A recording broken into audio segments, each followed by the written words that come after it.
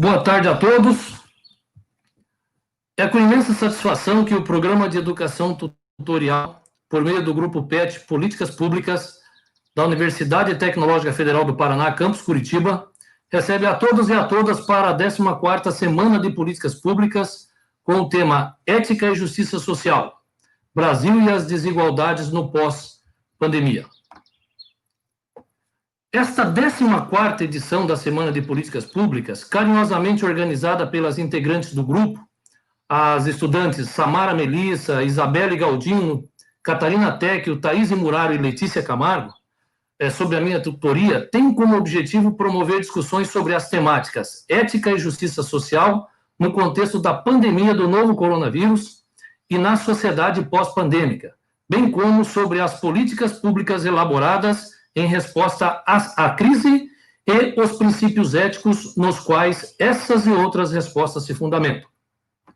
Nós, enquanto grupo, entendemos que a política pública tem como objeto, estudar e discutir a atuação do governo do Estado frente a problemas colocados. Nesse sentido, tem a política pública como objeto, neste momento, neste evento, tratar sobre a ética, a justiça social, bem como as desigualdades pós-pandemia que nós estamos vivendo em nosso país. Desta forma, este evento é, então, um convite para repensarmos a atuação do Estado, do governo e do mercado para além da lógica preponderantemente capitalista. Procurando o quê? Procurando soluções para que as desigualdades em seu território sejam mitigadas pelo efetivo exercício dos direitos à vida e a tudo mais que a garanta. Esse evento está sendo dividido, então, em 2 painéis, sendo o primeiro deles tratado nesta data, o qual é intitulado Economia e Saúde, Consequências dos Encontros e Desencontros nas Políticas de Enfrentamento após a pandemia, e até mesmo pós-pandemia. Hoje teremos como painelistas os seguintes palestrantes, que nos brindarão com os seus conhecimentos e experiência acerca da temática, os quais, em nome do programa, em nome da Universidade Tecnológica Federal do Paraná, agradecemos imensamente. Então, teremos a senhora Marion Burger, a senhora Angela Welters e o senhor Júnior Ruiz Garcia. O tempo de fala, só por uma questão de organização do evento hoje, o tempo de fala de cada palestrante será de até 30 minutos. Durante todo o evento, os ouvintes poderão enviar perguntas ali pela parte dos comentários, na parte dos comentários, ou mesmo no chat do YouTube. Essas perguntas serão analisadas ali, reformuladas, selecionadas pela nossa equipe de retaguarda, equipe de apoio, que disponibilizará após a última fala para o respectivo debate. Lembramos ao público que está nos assistindo que para a emissão do certificado de participação estará aberta a inscrição na plataforma Ivem3. Aqui é importante lembrarmos, no nosso material de divulgação saiu que nós faríamos pelo Simpla, mas teve um problema de ordem técnica em relação à plataforma Simpla e mudamos aí para o Ivem3. Então, os senhores serão comunicados, terá um link, e tanto aqui no rodapé, como pelo chat do próprio YouTube, para que os senhores façam, então, as suas inscrições.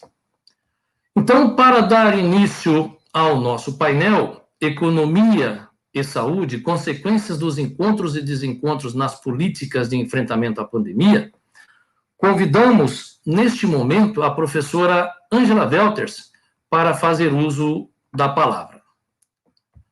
A professora Ângela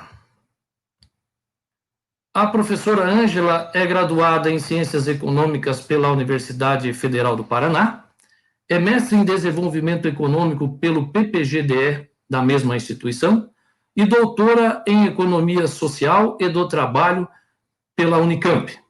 É professora do Departamento de Economia da Universidade Federal do Paraná desde 1999 e coordenadora do NESE, que é o Núcleo de Estudos em Economia Social e Democracia. E demografia econômica. Então, neste momento, a sua contribuição, professora Ângela, que agradecemos muito, certo? Por gentileza. Muito obrigada. Gostaria de, em primeiro lugar, agradecer muito o convite, né, para participar dessa mesa e desse encontro sobre aí a questão das políticas públicas, né, ligadas aí ao enfrentamento, né, da pandemia e também no pós-pandemia. É um extremo prazer, porque essa questão é fundamental, né, para pensar, e com a pandemia ficou ainda mais claro para todos, até para aqueles que não enxergam tanta importância das políticas públicas, ver como elas são fundamentais, né, para a nossa vida, né. A crise sanitária, né, da pandemia aí, da Covid-19, né, e a crise econômica que veio com ela, né, mostrou claramente aí que nós temos impactos, né, muito profundos na sociedade, na economia, né, mas que alguns grupos sofrem mais do que outros, né, sobretudo aí a população mais pobre, né, a população mais pobre foi aqui, ficou evidenciada como aquela que mais sofreu tanto os efeitos em termos de saúde, como também os efeitos econômicos, né, a mortalidade, diversos estudos mostraram, né, como a mortalidade era muito mais elevada entre a população, né, mais pobre, né, e a população negra, né, e isso, né, de forma bastante clara, tendo a ver aí a sua dificuldade de acesso à saúde, a sua dependência, né, praticamente exclusiva do sistema público de saúde, né, que tem disponibilidade de leitos de UTI bem menor do que 5 vezes menor do que no setor privado, né, são aquelas pessoas que mais sofreram com a perda de renda, né, enfim, uma série de situações ficaram evidenciadas, inclusive, da sua fragilidade, né, de inserção no mercado de trabalho. Na minha apresentação, de certo modo, eu não vou conseguir fugir um pouco dessas temáticas, né, que me são tão caras, né, como o professor Antônio acabou de falar, da minha formação em economia do trabalho, né, então eu vou falar um pouco sobre esses aspectos também ligados aí ao trabalho, não só à saúde e à economia. Então, o que ficou bastante evidente, né, acho que no mundo todo, não só no Brasil, né, a importância de valorizar os sistemas públicos de saúde e de proteção social, né, com a pandemia ficou bastante claro como isso foi fundamental para os países que dispunham, né, de uma estrutura, como isso era fundamental para enfrentar uma crise sanitária dessa magnitude, né. Alguns mais otimistas imaginaram que isso poderia gerar aí uma mudança, né, mais geral e mais profunda, sobretudo, em termos do papel do Estado, né, na economia, né, uma crise dessa concepção mais neoliberal, né, e é algo que talvez eu permaneça um pouco cética a esse respeito, se de fato isso vai ter esse impacto todo, né, a despeito, né, de toda a importância que foi evidenciada aí do papel do setor público, né, que deveria ter, enfim, na hora de gerenciar esse momento, né. No Brasil, de certo modo, nós temos uma situação que foi um pouco, vamos dizer, ímpar, né, talvez semelhante em termos de enfrentamento por parte dos Estados Unidos, mas em termos de toda a contextualização, acho que o Brasil, ele poderia ter se saído, todo mundo é meio que consensual de que o Brasil poderia ter se saído muito melhor em relação ao enfrentamento da crise, considerando que nós tínhamos tempo, né, para planejar o que fazer, né, tínhamos um sistema público de saúde, poderíamos ter nos preparado, mas essa situação, de certo modo, não aconteceu, né, porque a resposta do governo foi, de certo modo, né, tardia, insuficiente, desarticulada, respondeu a pressões, né, do Congresso, dos governadores, da sociedade, mas não foi, de certo modo, algo pensado e coordenado como deveria, assim, né. Eu acho que existe também outro ponto importante a considerar, que a crise do Brasil vai ser mais profunda também, porque nós ainda estávamos num processo lento ainda de início de recuperação de uma recessão que se arrasta desde 2015, né? E dentro desse contexto que nós já tínhamos uma crise econômica instalada, né, um desemprego extremamente elevado, a crise sanitária veio no sentido de reforçar, né, aprofundar, né, essa crise, e no mesmo momento em que tínhamos um governo que criou aí uma dicotomia, né, como o professor Antônio comentou aí na abertura, né, entre salvar as vidas e salvar a economia, né, essa questão de o que você vai priorizar, né, a saúde das pessoas, né, ou salvar a economia, né, até fizeram uma série de paralelos, tentando fazer de conta que a economia era um paciente, né, que estava na UTI, né, criaram uma série de questões para tentar colocar que a economia seria mais importante, né, priorizar os setores econômicos, a ajuda aos setores econômicos seria o mais importante, e ao fato de relutar em priorizar, né, ou salvar as vidas, né, de não controlar a pandemia adequadamente, de não coordenar, não gerir essa crise sanitária de forma adequada, o governo conseguiu, sim, aprofundar, né, a duração, né, da pandemia, né, e o impacto que isso teve na economia e continua tendo, né, e aliás, temos que lembrar que muitos estão agindo como se a pandemia tivesse acabado, né? Vamos lembrar, a pandemia ainda não acabou, né? A gente observa aglomerações em todos os lugares, as pessoas já estão cansadas, né, de isolamento, cansadas de cuidados, cansadas de usar máscara, mas isso não é pretexto para ignorar o fato de que a pandemia ainda não acabou, e por isso a crise da economia também vai ser maior, né? Então, primeiro que não havia essa escolha, né? Eu acho que a economia não funciona sem seres humanos, né? Esse é o primeiro ponto, né? Então, consumidores só existem se eles estão vivos, trabalhadores só existem se eles estão vivos, né? Investidores da mesma maneira.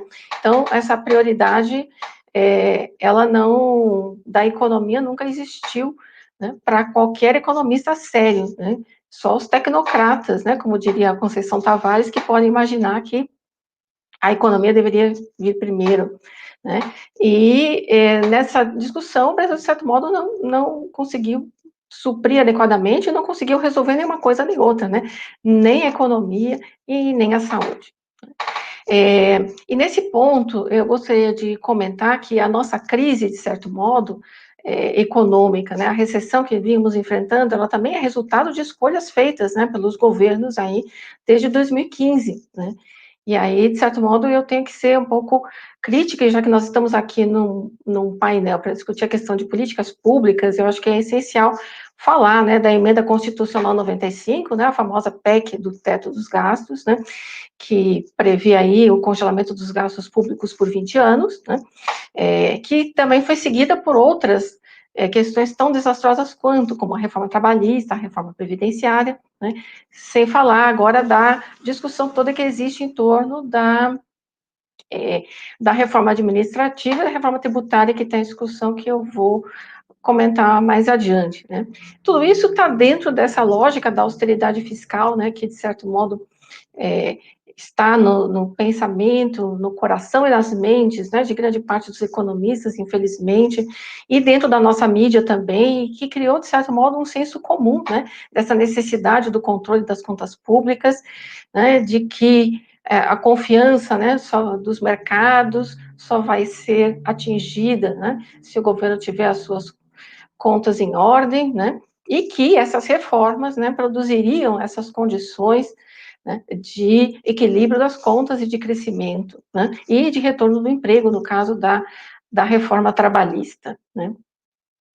Que com 30 minutos não tem tempo de falar do detalhe de todas as reformas, mas é importante dizer que, né, nenhuma delas, pelo menos a reforma da Previdência é mais recente, mas ela penaliza muito e já tem alguns impactos que estão sendo observados, mas a reforma trabalhista, ela tem impactos muito negativos, que eu vou comentar na sequência alguns dados que reforçam aí a desigualdade, que é um um dos aspectos aí da discussão aí da nossa temática aqui na mesa, né? E muito mais do que controlar gastos, né, essa emenda constitucional 95, ela tem, né, a ideia de reduzir os investimentos públicos em áreas essenciais da prestação de serviços do governo, né? E isso está por trás de um projeto realmente de redução drástica do papel do Estado nessas áreas, e aí são incluídas, né, inclusive as nossas obrigações constitucionais de saúde, de educação, e sobretudo de saúde, que a gente viu agora com o quão, né, e todos, inclusive os céticos e os defensores, né, inclusive a mídia, né, defensora aí desse equilíbrio das contas públicas, também enalteceu muito o papel do SUS, né, nesse combate à pandemia da Covid-19. Então, dentro desse projeto, né, que, de certo modo, engessa a política fiscal, na medida que estabelece, né, constitucionalmente um teto para os gastos, né, ele também não produz crescimento econômico, né, nós vamos continuar vivendo a recessão, com os investimentos em queda, né, e também com consequência de arrecadação menor. Então aí vem a discussão sobre toda a crise fiscal do Estado, e que tem que cortar mais gastos, né, e daí vem, por exemplo, agora a reforma administrativa e outras questões aí semelhantes, né. Então, de certo modo, você está institucionalizando esse ajuste fiscal permanente em detrimento de questões que seriam mais importantes, que era pensar o papel do Estado justamente em assistir, né, as populações mais vulneráveis, né, e, sobretudo, atender algumas obrigações que são constitucionais e extremamente importantes se a gente pensa aqui não apenas na redução de desigualdades, mas também de direitos humanos, né, que saúde não deixa de ser, né.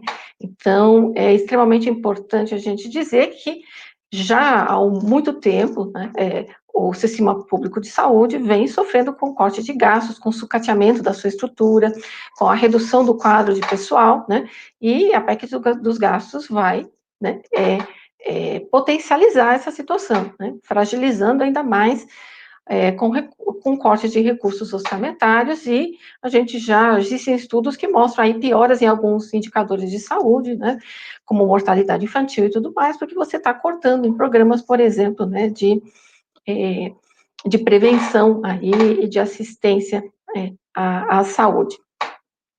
Sem falar aí nas epidemias de dengue, na questão do sarampo, que retornou, que em parte também não tem a ver só com isso, também com a questão das fake news, que é um outro mal que nos aflige nesse momento, mas, enfim, nós temos aí, através dessa institucionalização dessa política, né, uma fragilização das políticas públicas de saúde. A reforma trabalhista, né, ficou bastante evidente, né, a pandemia da Covid deixou a mídia falando disso, as pessoas, e de repente o governo tão preocupado com os desempregados, com os trabalhadores uberizados, ou toda a população que está na informalidade, mas a informalidade é uma questão estrutural no mercado de trabalho brasileiro. De certo modo, ela tinha sido um pouco controlada nos últimos anos, mas após, né, a reforma trabalhista, nós chegamos aí no final de 2018 com o número de trabalhadores na informalidade superando os números dos trabalhadores com vínculos formais de trabalho, né? Então, a informalidade passou a ser a regra, que, aliás, era o que o governo dizia que gostaria que fosse, né? E depois, parece que a sociedade toda começou a enxergar essa desigualdade, né, de uma forma mais brutal por conta da pandemia, né?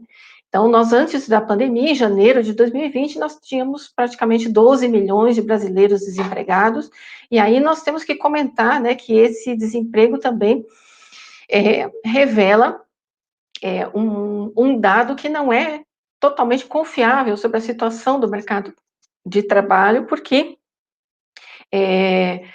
muitas pessoas, por conta da crise tão extensa e o desemprego tão prolongado, né, que a procura de trabalho era infrutífera, que muitas pessoas deixaram de procurar emprego. E quando as pessoas deixam de procurar emprego, elas não entram mais no cômputo do desemprego, né? Então, os desempregados são aqueles que estão sem emprego e que procuraram trabalho dentro de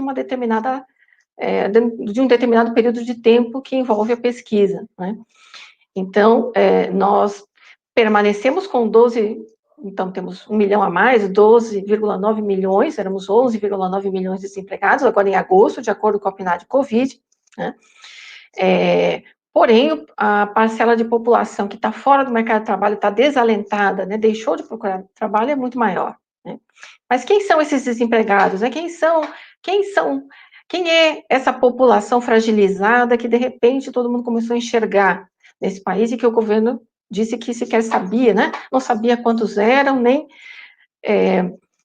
conseguia avaliar, né, o tamanho quando imaginou a questão lá do auxílio emergencial, né? A maioria deles, né, mais de 60% são pretos ou pardos, 51% são mulheres, 49% são jovens, né? E a metade também tem já o ensino médio completo ou superior incompleto, então não são pessoas que têm baixíssima escolaridade apenas, né? Então, antes da pandemia, você já tinha, né, um conjunto de pessoas que tinham desistido de procurar emprego. Com a pandemia, isso ficou pior, porque as pessoas não podiam sair de casa para procurar trabalho, né? Segundo a PNAD Covid de agora, de agosto, 17,5 milhões de brasileiros, né, deixaram de procurar emprego agora, no mês de agosto, por conta da pandemia, porque não conseguiam, não tinham perspectiva de conseguir emprego, então nem saíram para procurar emprego. Mas nós temos mais de 75 milhões de pessoas que estão sem trabalho, mas não estão procurando emprego, simplesmente porque elas estão dentro dessa característica, vamos dizer, da nossa desigualdade, né, dos excluídos, dessa população extremamente vulnerável, que já sofre há muito tempo, mas que a maioria das pessoas fora da academia não dão, talvez, muita importância para isso, ou não davam tanta importância por isso. Então, quem são essas pessoas que sequer conseguem pensar em procurar um trabalho, né? A maioria delas são mulheres, de novo, pretos ou pardos, e pessoas com baixa escolaridade, né? 63% têm até o ensino fundamental completo, né? Sendo que 4 em cada 10 não tem sequer o fundamental completo. Então, a população vulnerável à pobreza no Brasil, ela tem essa característica já há muito tempo, né? Mulheres, pretos, pardos, jovens, né? E pessoas com baixa escolaridade. E é esse contingente, né, que é vulnerável e que precisa justamente da assistência do poder público, das políticas públicas, né, que fica mais evidente, né, o tamanho dela quando você tem a pandemia, né? E aí, quando o governo elege priorizar o equilíbrio fiscal do que atender os seus papéis constitucionais de prover essas populações de saúde, de educação, né, ele não está agindo no sentido de combater desigualdades, né? Na verdade, quando você pensa em combater desigualdades, né, um sistema público de saúde, né, forte, adequadamente financiado, né, é parte extremamente importante, né?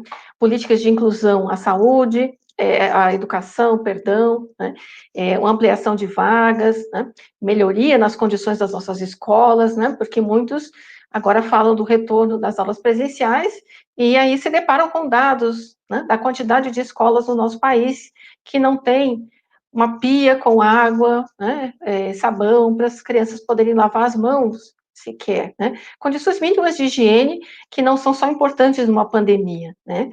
Então, tem muitas tarefas que o governo, que o Estado deve e precisa agir no nosso país, né?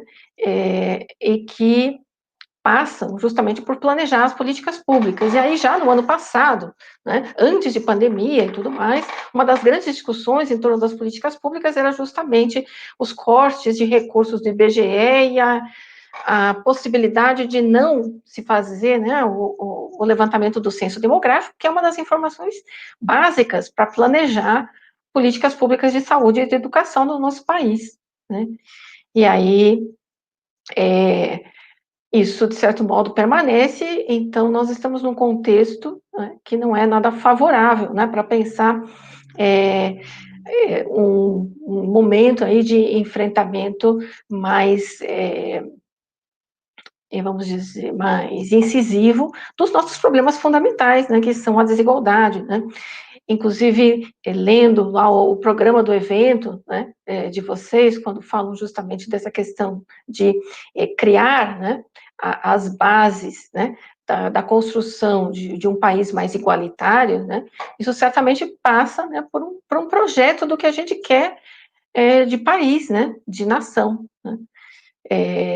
E a grande pergunta que, de certo modo, a gente se fez desde o início, né, do atual governo e durante a pandemia também, qual é o projeto, efetivamente, né, qual é o plano, né, do atual governo, né. Em muitos momentos ele parecia não ter plano, né, era observar, era reagir, né, aos movimentos aí da sociedade civil, do mercado, eventualmente sinalizar com alguma política, com alguma medida, e voltar atrás na medida em que quaisquer manifestações rapidamente, né, surgiam nas redes sociais contra as medidas, enfim, de certo modo, falta talvez esse projeto, né, de se querer, né, construir um país diferente, né. E aí, como se falar em ampliar as políticas públicas e os serviços públicos com a vigência, então, do teto dos gastos? Essa é uma das grandes discussões do momento, né? Manter o teto ou não manter o teto. Além disso, a reforma administrativa, né? Como vocês devem ter visto, né? A reforma administrativa, ela vai elencar como cabível de controle, né, os trabalhadores que justamente prestam esses serviços essenciais à sociedade, né, ficam de fora aí todos realmente aqueles que estão envolvidos com os privilégios, né, que seriam aqueles que deveriam, né, ter eventualmente o controle, né, das suas remunerações e dos gastos. Então, a reforma administrativa, como está concebida, ela deve aprofundar ainda mais os problemas, né, que nós não vamos ter só a falta de recursos, né, de investimentos, mas também, em breve, eventualmente, falta de pessoal, como já tem, e não reposição do pessoal, tanto na educação quanto na saúde, né. Então, como pensar políticas públicas num contexto tão problemático como esse? E aí vem a reforma tributária, né, porque por conta, né, da recessão, o governo também está com queda na arrecadação tributária, então vem toda uma discussão sobre a reforma tributária, mas uma vez mais, essa reforma tributária, ela não vai agir, de fato, naquilo que seria mais importante para corrigir as desigualdades históricas do nosso país, né, que seria pensar em taxar as grandes fortunas, taxar o patrimônio, né, e não taxar o consumo, né, ou a renda, né, da classe média, ou dos trabalhadores mais assalariados, né, dos mais pobres. De qualquer forma, fica evidente que não está, né, no radar, né, como dizem, do atual governo, né, reduzir as desigualdades, né. Então, a pergunta que a gente tem que fazer então, nós queremos construir um país mais igualitário, né, nós temos que ver se a sociedade brasileira como um todo, de fato, pensa dessa forma, né? E isso acho que vai ficar bastante evidente com as eleições agora, né, em 2020, né? Quais serão, né, as escolhas, né, que serão feitas, né, nesse sentido, né? Porque eu acho que num país que tem uma dívida histórica, né, com a população negra, né, com as mulheres, com a população vulnerável desse país e que, de certo modo, ficou completamente desprovida de qualquer tipo de proteção após a reforma previdenciária e da reforma trabalhista, né, um dado sobre a reforma previdenciária que vem com a Covid, né, a Covid-19, como vocês sabem, ele é muito mais letal, né, para as pessoas com maior faixa etária, né, e grande parte dos lares do nosso país, sobretudo os lares mais pobres, né, e nas regiões mais pobres, dependem da renda, né, a subsistência da família com base na renda do aposentado. Nesse sentido, a Covid-19 vai ampliar as desigualdades também, porque grande parte das vítimas da Covid-19 eram idosos, e nessa condição, né, eles vão deixar de ser esses provedores, e com a reforma da Previdência, muitas vezes não vão poder deixar essa renda também para um pensionista ou tudo mais, ou muitas vezes os dois idosos faleceram. Então, de certo modo, nós temos um contexto, né? Eu acho que o meu tempo já está acabando, mas nós temos um contexto que nada favorável, né, a pensar em políticas públicas dentro desse projeto que está desenhado atualmente no nosso país. Eu acho que para a gente pensar em construir um país mais igualitário, nós temos que querer fazer isso e temos que fazer as escolhas certas para poder fazer isso, né? Eu vou deixar o resto para ir para as eventuais discussões, perguntas, né, para o debate, né? Acho que eu sei que o professor Júnior vai pegar um outro mote, que eu preferi não falar, para não sobrepor as nossas falas, né? Mas como economista, eu não consigo deixar de falar nesses aspectos, e sendo assim, né, fica difícil, né, não ser um pouco crítico também a tudo que o governo fez ou até deixou de fazer, né? Muito obrigada. Nós que agradecemos, professora Ângela Welters, essa brilhante fala, certo? Que, de certa forma, nos aguça ainda mais quanto à dúvida nessa possível dicotomia que existe entre saúde e economia. É possível economia sem pessoas? É possível pessoas sem saúde? Certo? Então, nesse sentido, vamos dar continuidade ao nosso evento, vamos ouvir aí o que a doutora Marion tem para trazer para nós, depois o professor Júnior, e ao final a gente fecha o debate aí com as perguntas que os colegas nos trarão na sequência. Então, agora vamos convidar a doutora Marion Burger, que é pediatra, infectologista, professora da Escola de Medicina da PUC Paraná e coordenadora da Divisão de Agravos Agudos Transmissíveis do Centro de Epidemiologia da Secretaria de Saúde do município de Curitiba. Então, doutora Marion, com a palavra, por favor. Então, boa tarde, muito obrigada, professor Antônio, obrigada também pelas alunas todas do PET de saúde, de políticas públicas, e é exatamente nesse sentido que eu trouxe a contribuição enquanto médica, enquanto professora da área de saúde e enquanto atuante no Centro de Epidemiologia da Secretaria Municipal da Saúde de Curitiba. Eu trouxe o olhar que nós temos hoje e os desafios que nós temos em relação a essa pandemia, mais uma pandemia nos últimos anos, né? Convivemos com algumas, mas essa sim se mostrando ser a mais desafiadora, a mais importante e principalmente, né, a que tem trazido mais consequências, não só em termos de saúde, mas principalmente em termos de vulnerabilidade social e de impactos na economia, e por isso estou bem acompanhada dos professores Ângela e Júnior.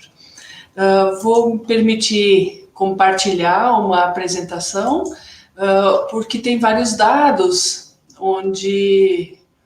que eu quero mostrar. Então, deixa eu compartilhar o áudio, compartilhar aqui, vamos ver se funciona. Estão visualizando a tela?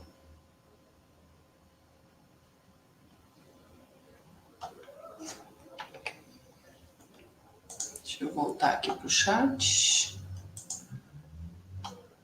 Vai ser melhor assim. Isso. Acho que agora sim, né? Então, a ideia é realmente falar sobre a atual situação e os desafios da Covid-19 em Curitiba.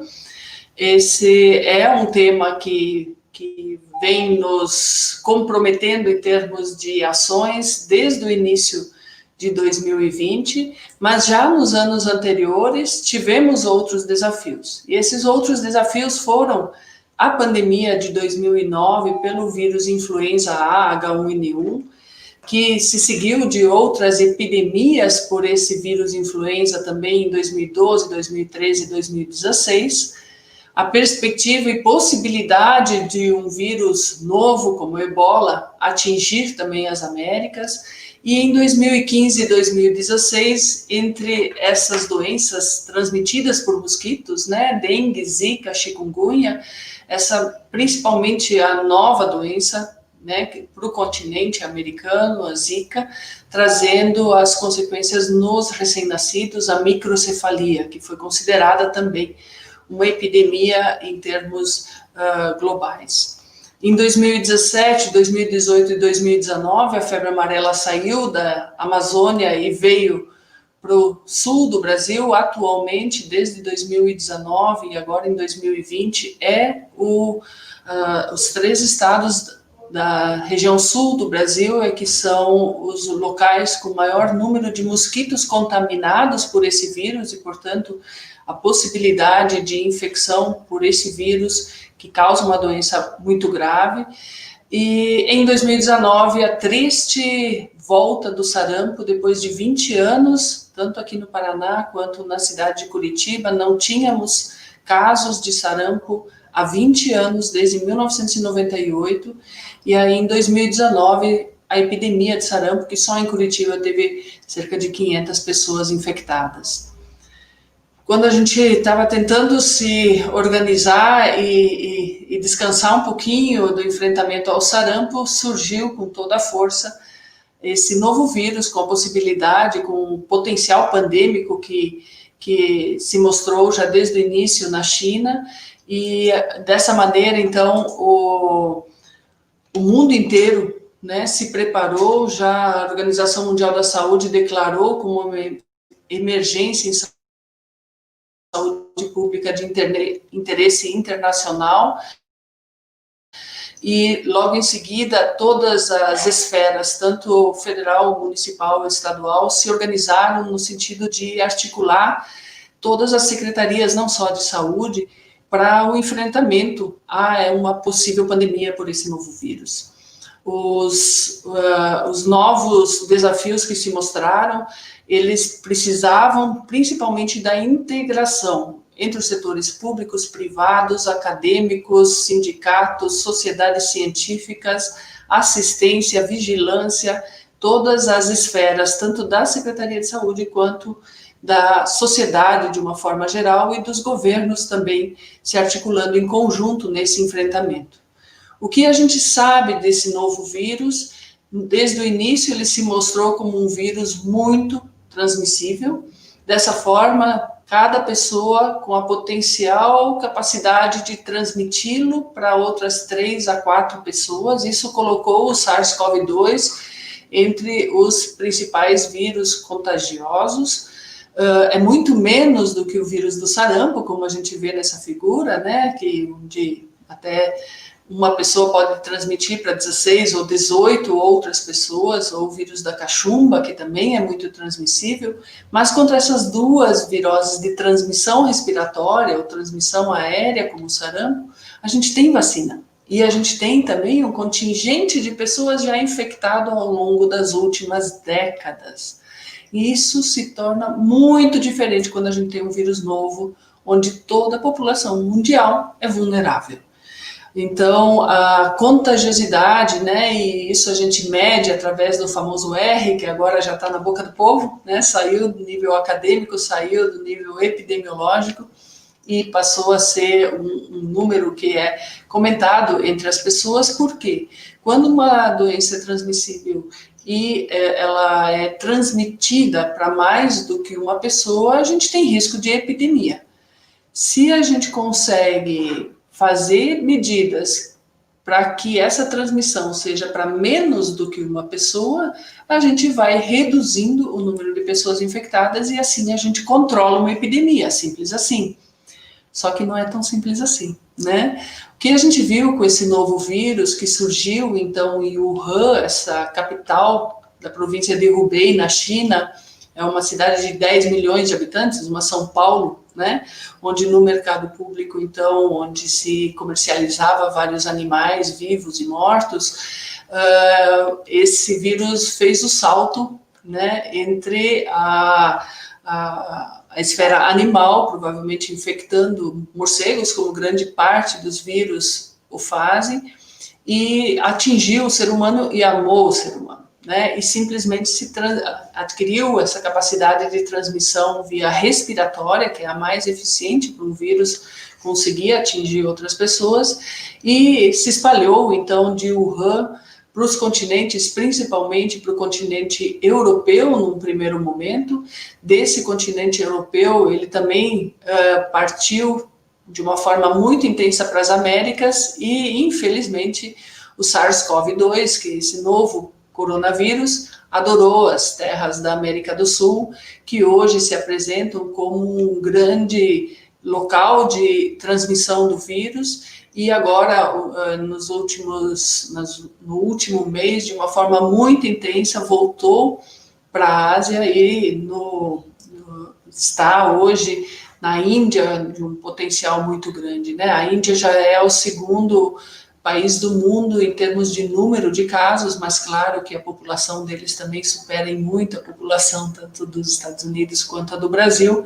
Mesmo assim, a velocidade que essa transmissão está acontecendo na Índia preocupa, mas quando a gente vê a América do Sul, né, países como a Colômbia, com quase 1 milhão de casos, o Peru, com quase 1 milhão de casos, e países também como a Argentina, como a Espanha, né, que tem uma população infinitamente também menor do que a dos Estados Unidos e também a do Brasil, com um número de casos também assustador, mas nós aqui no Brasil, já chegando aos 5 milhões de casos de Covid-19, essa doença causada pelo novo coronavírus. É a pandemia mais devastadora da nossa geração, né? Nos últimos 100 anos não tivemos nada que se compare a isso. A última pandemia nessas proporções foi a gripe chamada espanhola, que foi em 1918, no final da Primeira Guerra Mundial. Mas a diferença é que os novos conhecimentos vêm sendo compartilhados pela comunidade científica de uma forma realmente incrível. Diversos países compartilhando seus dados, compartilhando seus conhecimentos em tempo real. Hoje nós temos um arsenal diagnóstico, um arsenal de métodos para fazer o diagnóstico da doença infinitamente melhores do que nós temos para influenza ou para qualquer outra doença de transmissão respiratória. E, infelizmente, mesmo com isso, nós não temos ainda um medicamento eficaz como o antiviral, como um medicamento que possa diminuir a carga viral, com isso diminuir a transmissibilidade e também o acometimento das pessoas, e nem temos ainda disponível uma vacina, mas as pesquisas clínicas estão bem adiantadas nesse sentido, e vislumbramos para os próximos meses, né, esse recorde que é o desenvolvimento de uma vacina, o descobrimento de um agente infeccioso e o desenvolvimento da vacina em 1 ano. Isso já é, por si só, uma situação de ciência realmente fantástica, né? O que nós sabemos sobre a doença causada por esse vírus? Esse vírus é muito mais contagioso que o vírus da gripe, né? Mas ele é menos do que o vírus da varicela, menos que o vírus do sarampo, como eu já falei. Só que para essas duas a gente tem vacinas, né? Um paciente pode transmitir para outras 3 ou 4 pessoas, por isso é importante o isolamento respiratório dessa pessoa com a infecção ativa, e esse isolamento se dá por 10 dias a 14 dias, sendo que precisa estar assintomático para a gente saber que ele não está mais com o vírus em capacidade de transmissão.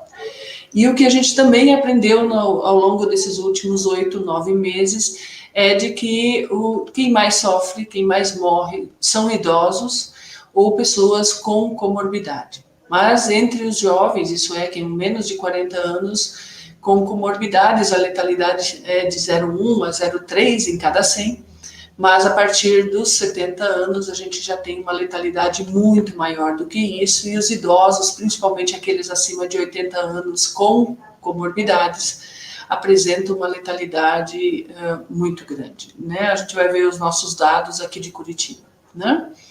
O quadro clínico dessa doença é semelhante a outras doenças respiratórias, tem uma característica peculiar, que é o comprometimento do olfato e do paladar. Então, isso é peculiar ao novo coronavírus em relação às infecções respiratórias por outros agentes infecciosos, vírus ou bactérias. O quadro pode ser leve, fazendo um quadro semelhante a um resfriado, uma gripe, ou pode ser grave, causando, então, a necessidade de internamento por síndrome respiratória aguda grave, que é quando há uma baixa oxigenação, uma baixa passagem do oxigênio para o nível sanguíneo e, por isso, para os tecidos também. Então, o que nós vimos na prática nesses últimos meses, tanto em Curitiba, no Brasil e no mundo, é que o período de incubação, apesar de poder ser de 14 dias, ele, em média, é de 4 a 5 dias. Os sinais e sintomas mais frequentes, apesar da febre existir, é uma febre baixa, normalmente uma febre entre 37 e 38 graus Celsius, a tosse, a falta de ar, a dor no corpo e essa característica peculiar que é a diminuição ou a perda do olfato e do paladar, que é reversível na grande maioria dos casos. O fato de ter falta de ar é um sinal de que o corpo está precisando de mais oxigênio e que está dificultando a passagem do oxigênio. Mas, infelizmente, na Covid-19, a característica mais frequente é de uma hipóxia silenciosa. Isso é, a pessoa está com baixos níveis de oxigênio e não percebe. E é esse o grande motivo que as pessoas que apresentam gravidade, que felizmente é uma pequena parcela dos casos, menos de 20%, em Curitiba a gente observa isso acontecendo em menos de 15% dos casos, isso é, 85% das pessoas com sintomas vão bem nessa doença, não precisam hospitalizar, não tem complicações, mas nós temos aí cerca de 13% a 15% que necessitam hospitalizar, e a grande maioria por hipóxia, por falta de oxigênio nos tecidos, porque a capacidade de transporte do oxigênio que a gente inspira, e ele não consegue passar para os vasos sanguíneos e dessa forma não chega para os nossos órgãos, para o cérebro, para o coração, para os pulmões, para os rins, para o fígado e para os nossos tecidos de uma forma geral. Mas, como eu já falei, grande parte dos casos são leves e esses casos eles podem ser monitorados de longe, eles podem ser monitorados à distância, não há necessidade nem de uma consulta presencial. E foi assim que o sistema de saúde no Brasil, a espelho dos outros sistemas de saúde, como o da Alemanha e da Suíça e de outros países que já tinham enfrentado o pico da doença, mostraram ser eficazes e através, então, de um sistema de atendimento à distância, a gente pôde monitorar esses pacientes e pensar só aqueles que apresentavam realmente a complicação, esses sim, necessitando de internamento, alguns deles, inclusive UTI, e desses pacientes, então, hoje a gente tem já um manejo clínico e tem um tratamento adequado com o uso de medicamentos que, apesar de não serem contra o vírus, eles fazem o tratamento das consequências dessa infecção e, com isso, a melhora do quadro clínico do paciente, né? Para o diagnóstico dessa doença, a gente tem 2 tipos de testes, os testes que são feitos para a detecção do vírus, que é a PCR, que é feita com aquele suave, aquele cotonete que é colocado no fundo do nariz ou da garganta, e a gente visualiza, então, a presença do material genético ou de algumas proteínas do próprio vírus nessa secreção respiratória do paciente. Isso funciona bem nos primeiros 7 dias da doença, porque é nesse período em que o vírus está ali numa quantidade grande.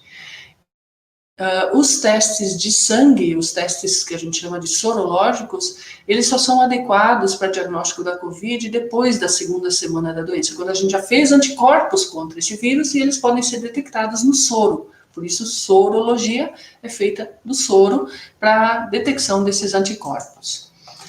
Em termos de dados aqui de Curitiba, então eu trouxe um apanhado geral de como foi o enfrentamento, como está sendo o enfrentamento a essa infecção aqui em Curitiba. Esses dados eles estão disponíveis na página da Secretaria de Saúde e são atualizados, alguns diariamente, outros semanalmente. Nesses dados, a gente tem, então, não só o panorama de Curitiba, aqui por último, mas também o panorama do estado do Paraná, o panorama do Brasil e do mundo. Como eu já comentei, a gente já passa no mundo de 35 milhões de casos e 1 milhão de óbitos por Covid-19, ou de pessoas com diagnóstico de Covid-19 que apresentaram complicações dessa doença.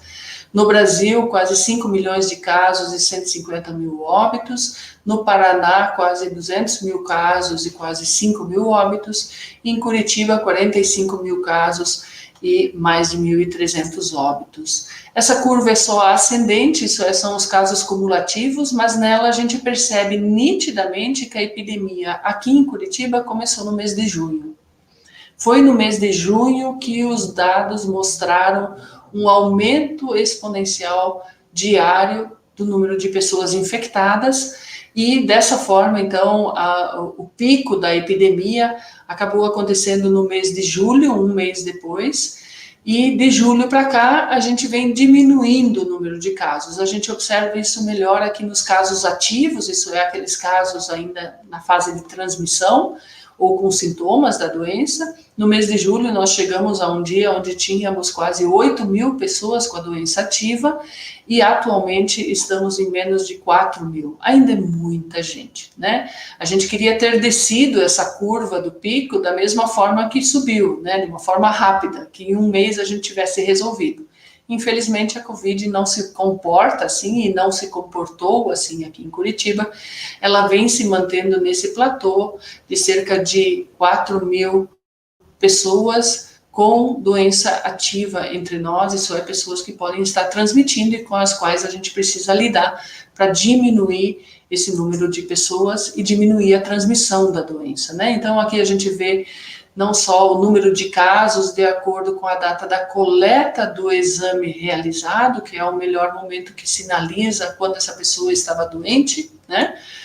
Da mesma forma, em vermelho, a gente vê a média na semana desses casos, porque a gente sabe que a coleta é feita de uma maneira mais intensa de segunda a sexta-feira.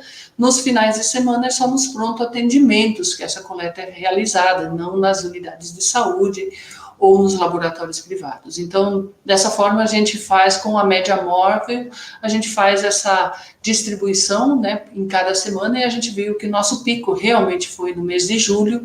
A gente vem nesse decréscimo com uma ameaça que teve no começo de setembro, realmente de um aumento importante do número de novo de casos, e por isso foi importante implementar de novo as medidas de restrição aqui no início de setembro, né, voltamos à bandeira laranja, ficamos assim durante 3 semanas, e isso foi o suficiente para, de novo, bloquear a transmissão e, com isso, seguir na descendência dos casos, que é o que se almeja para o controle de uma epidemia.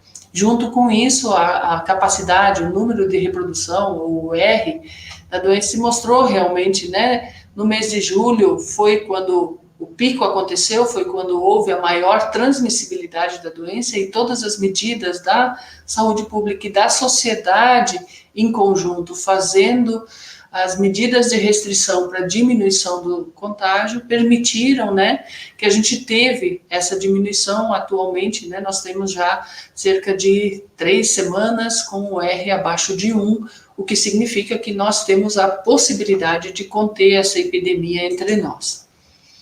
A distribuição da doença é equânime em toda a cidade, todos os bairros têm casos confirmados, mas, claro, nós temos algumas regiões mais densas em termos de pessoas, e com isso também uma transmissão maior entre as pessoas, até porque a transmissão é muito domiciliar entre pessoas da mesma cidade, da mesma casa, mas a gente tem a doença em todos os sexos, masculino e feminino, e em todas as faixas etárias. Apesar do jovem e da criança serem menos acometidos, ainda assim são cerca de 100 casos para cada 100 mil habitantes, né?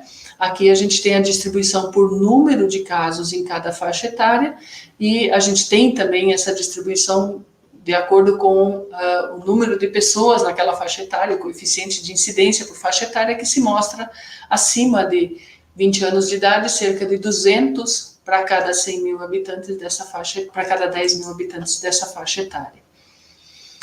A distribuição desses casos, ela também é irregular quando a gente leva em consideração a faixa etária e compara com aqueles que precisaram de internamento, isso é, tiveram uma doença mais grave ou tiveram uma doença mais leve. Então, a gente vê que abaixo dos 40 anos de idade, abaixo dos 50 anos de idade, menos de 10% necessitam internamento, acima de 50 anos de idade, progressivamente mais precisam do internamento, chegando então ao idoso com mais de 80 anos, necessitando de mais de 60% de cuidados hospitalares. Apesar de, num corte transversal em todas as faixas etárias, só 12% dos curitibanos com Covid necessitaram internamento. Mesmo em relação à distribuição de sexo, a gente vê uma pequena preponderância no sexo feminino, mas depois, quando a gente avalia a gravidade da doença e os óbitos, a gente vê uma preponderância no sexo masculino. Isso são as características demográficas. E nesse gráfico que mostra quais são os vírus isolados das pessoas que internaram em Curitiba com suspeita de Covid, a gente vê que no início do ano nós tínhamos uma diversidade muito grande de vírus e tínhamos até o vírus influenza H1N1 tentando começar a subir, só que o SARS-CoV-2 tomou conta do pedaço e realmente durante todo o nosso inverno, praticamente todas as pessoas que internaram e que houve a detecção de um vírus, este vírus foi o SARS-CoV-2, alguns poucos casos de rinovírus ou outros vírus, como adenovírus, que são testados todos nesse painel viral, que é feito das pessoas que internam. Aliás, esse internamento foi uma das grandes preocupações no combate à Covid, ter leitos suficientes, porque a gente via em outros locais essa dificuldade em relação ao internamento. Então, se iniciou com 163 leitos, mas progressivamente esses leitos foram ampliados à medida que a necessidade foi maior.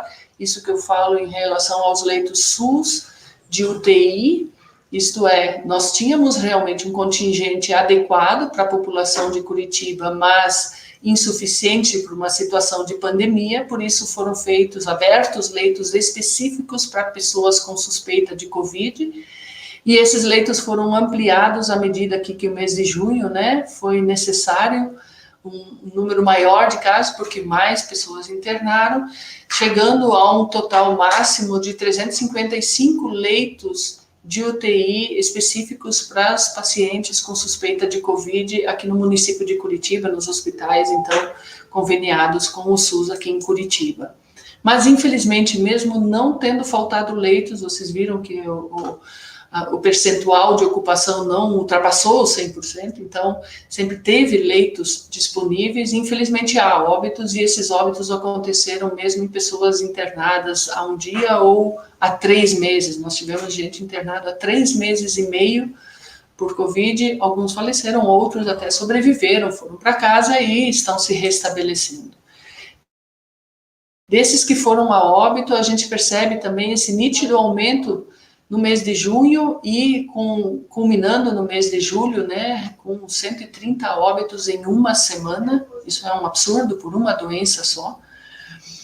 Felizmente, com o declínio do número de casos, como a letalidade é cerca de 3%, né, quando a gente chega em 300 casos, a gente vai passar a ter, então, 9 óbitos por dia, né? Então, se a gente tem 300 casos novos por dia, a gente sabe que daqui a 3 semanas, 3% dessas pessoas, com ou sem assistência, elas vão a óbito, né? Sem assistência muito mais, mas com assistência, mesmo com assistência, vão a óbito.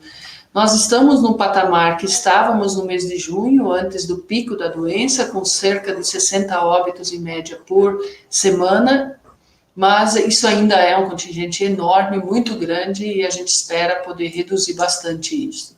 A característica dessas pessoas que morreram por Covid residentes em Curitiba é de que são tanto homens quanto mulheres, mas 78% acima de 60 anos de idade, os abaixo de 60 anos de idade, grande parte com doenças cardiovasculares, diabetes, obesidade ou doenças neurológicas.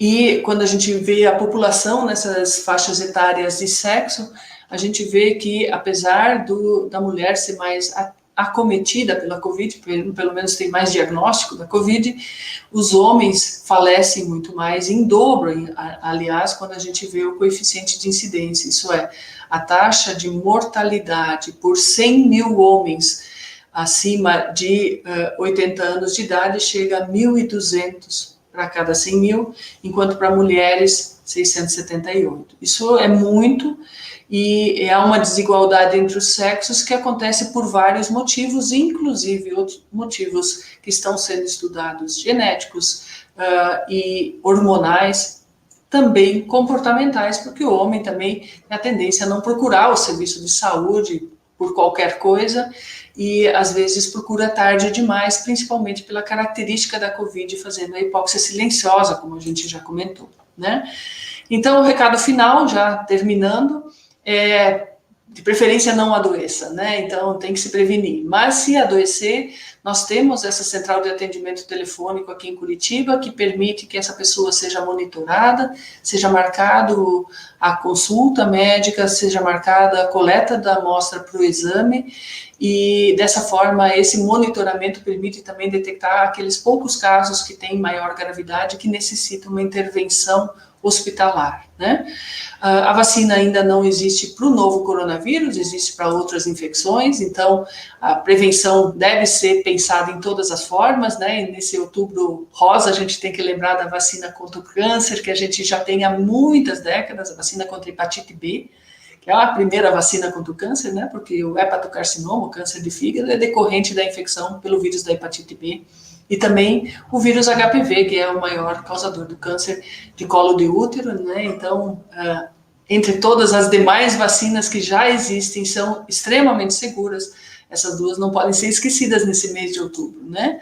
E independente de a gente ter ou não uma vacina contra o coronavírus, as maneiras de prevenção nós já sabemos, além da higienização das mãos, etiqueta respiratória e ventilação dos ambientes, o uso da máscara se mostrou realmente eficaz, né? Então, a gente não sabe quanto tempo vai durar essa pandemia, a gente precisa lembrar que as outras pandemias respiratórias duraram mais de um ano, desde a gripe espanhola, as gripes de influenza que aconteceram nos meses subsequentes, mesmo o surto do SARS-CoV-1, né, lá em 2002, 2003, também durou mais de um ano, a pandemia da gripe influenza A, H1N1 também, né, se estendeu do ano de 2019 até o ano de 2010, 2009 até 2010, o surto do MERS, que é um outro coronavírus que acontece no Oriente Médio, continua acontecendo desde 2012, então a gente sabe que esse vírus veio para ficar, ele provavelmente vai se comportar como os demais vírus respiratórios, tendo uma sazonalidade, e nós precisamos nos preparar para que a sociedade volte a acontecer, a economia volte a funcionar, com todas as medidas e cuidados necessários. Isso era o que eu tinha, então, para compartilhar. E me coloco à disposição, e o doutor Alcides também chegou aqui na sala e também está à disposição para participar dessa discussão, então. Beleza, então chama ele aí para nós, doutora Maria, por favor. Isso. Olá, Alcides, boa tarde. Boa tarde, tudo bem? Joia, apresentando aos colegas que estão nos assistindo, esse é o doutor Alcides Augusto Souto de Oliveira, também lá da Secretaria Municipal de Saúde, é nossa aqui do Programa de Mestrado e Doutorado em Planejamento e Governança Pública. Então, assim, para que a área de saúde não fique em desequilíbrio em relação à área de economia, o doutor Alcides chegou para engrossar o caldo ali, e logo na sequência do debate ele vai participar conosco. Alcides, muito obrigado, eu sei que você estava envolvido com reuniões, não pôde participar desde o começo, mas o PET Políticas Públicas e a Universidade, você sabe, sempre te agradece em função disso, tá ok? Bom, doutora Marion, dizer o que, né, das suas palavras? Doente não produz, não é verdade? Naquele período em que ele está lá, convalescendo da doença, não tem como produzir. Nós estamos discutindo saúde e economia, certo? Mas esse doente ele é um agente econômico. Então, fica para a gente pensar depois qual o papel do Estado, qual o papel do governo aí em relação às políticas públicas, para a gente tentar, de certa forma, manter esse equilíbrio, saúde e economia, certo? Nesses dois pilares tão importantes aí para o equilíbrio do Estado, o equilíbrio do povo, enfim, né? Então, logo mais faremos o debate. Eu quero lembrar os colegas que estão assistindo que logo na sequência, aliás, acho que já está disponível o link lá no YouTube para que possam fazer as inscrições no IVEN 3 para receber o seu certificado futuramente, né? Então, por favor, se inscrevam lá. E lembrando que a inscrição é por módulo, né? Então estamos nos inscrevendo para o painel de hoje. Amanhã, no segundo painel, será da mesma forma, nos inscreveremos naquele momento, então, para aquele painel e receberemos 2 certificados separadamente, ok? Então, na sequência, o nosso último painelista de hoje, né? Convidamos, então, aí o professor Júnior Garcia, ok? O qual é professor do Departamento de Economia da Universidade Federal do Paraná, é coordenador do grupo de estudos em macroeconomia e ecologia, macroeconomia econômica, o GEMAECO, é integrante do núcleo de estudos em economia social e democracia econômica, o NESD. Então, ele é também diretor executivo da Sociedade Brasileira de Economia Ecológica, a EcoEco, e bolsista produtividade do CNPq. Professor Júnior, muito obrigado pela sua disposição aí em contribuir com esse nosso evento, do nosso Programa de Educação Tutorial PET Políticas Públicas. Com a palavra, então, para as suas contribuições. Obrigado, Antônio. Boa tarde a todas e a todos. Primeiro, quero começar parabenizando, as professoras, a professora Ângela, a professora Marion, pelas belíssimas apresentações. Coloco um imenso desafio agora, na minha apresentação, para manter a qualidade, do evento. Quero parabenizar também, o PET de Políticas Públicas, a UTFPR, pela iniciativa. Parabéns, é um prazer participar dessa iniciativa, E, dado o nosso tempo um pouco do nosso cansaço da pandemia, a professora Marion passou um panorama muito bom, da situação em Curitiba e do que nós estamos vivendo, principalmente aqueles que têm conseguido manter o isolamento, e na discussão, do tema central do painel, as consequências dos encontros e desencontros, as próprias informações que a professora Marion já apresentou mostram, um pouco desse resultado, Vejam, enquanto a China, com mais de 1 bilhão de pessoas, o surto numa cidade, numa região de 10 milhões de habitantes, praticamente o tamanho do estado do Paraná, registrou, pelo menos segundo os dados disponíveis, uma quantidade de pessoas infectadas infinitamente menor que a brasileira, e se podemos comparar, vamos comparar até com o Paraná, já que foi numa região de 10 milhões de habitantes, praticamente a metade do número de pessoas infectadas,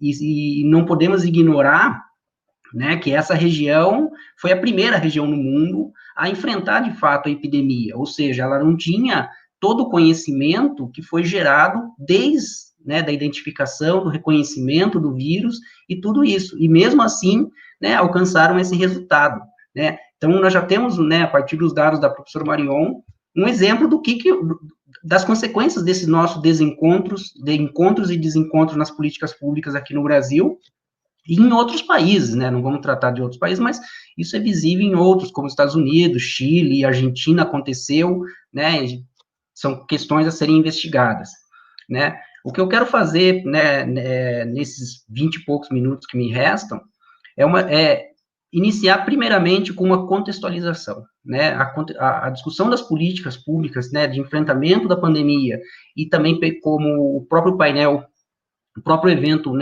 se coloca, o pós-pandemia, nós precisamos primeiro fazer uma contextualização, A ação do Estado, e essa ação do Estado, ela acaba sendo via política pública, ela depende muito de um compromisso da sociedade, Veja que nós temos o Estado ele é suprapartidário, mas quem comanda o Estado na prática são os governos, eleitos de maneira democrática. E o que acontece?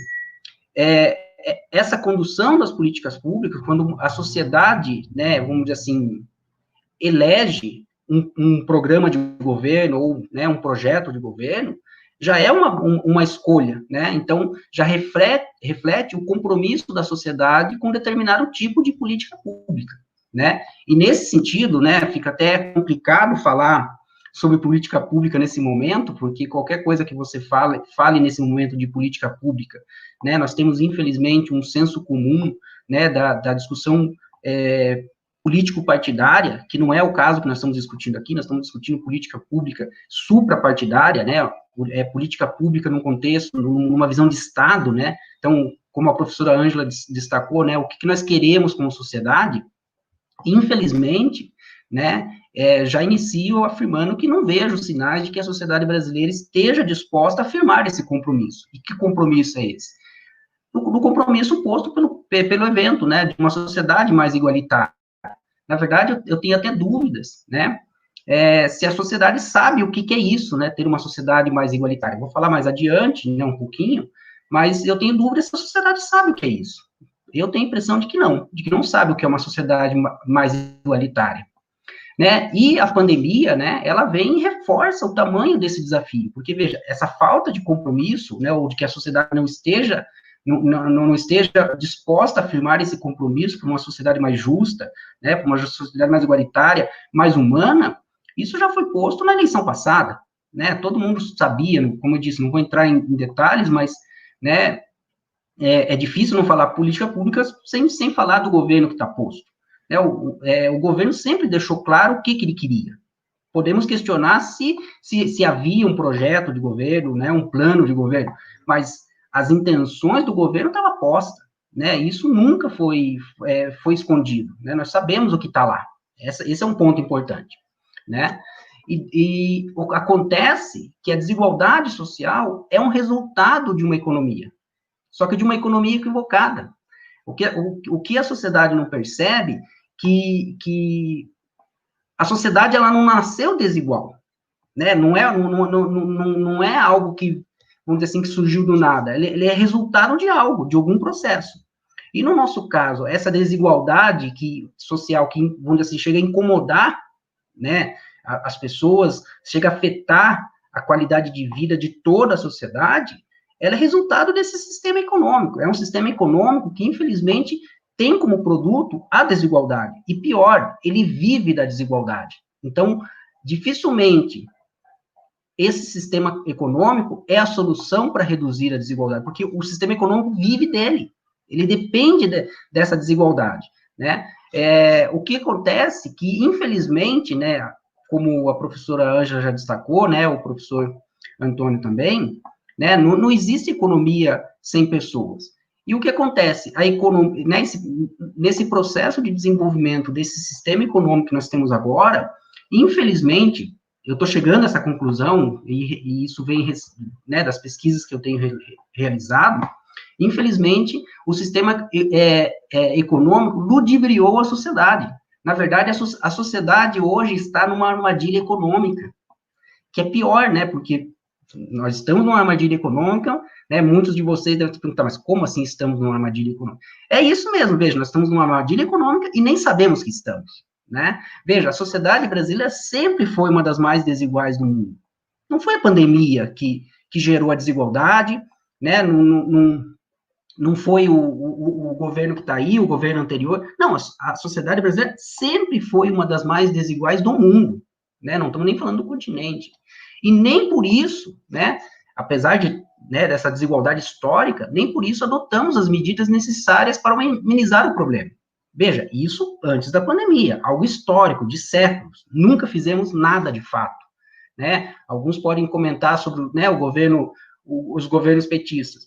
Foram medidas marginais, né? As medidas, elas não foram estruturais no sentido, de fato, de enfrentar o problema, né? Então, vejam, não é porque veio a pandemia e no pós-pandemia, né, já adianto para vocês, eu não vejo uma grande perspectiva de mudança, né, em termos de políticas públicas para enfrentar esse desafio de reduzir a desigualdade, né? Nesse sentido, a pandemia, ela apenas tornou mais explícito o problema.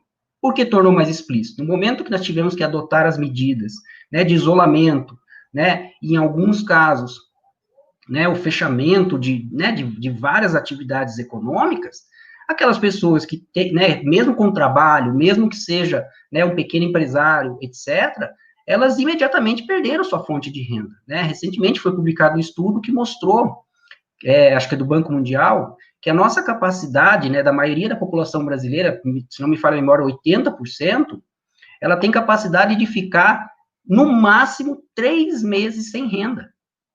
Isso em média, nós estamos falando média. Tem pessoas que não conseguem ficar 2 dias sem renda, 1 dia sem renda. São as pessoas já em situação de pobreza.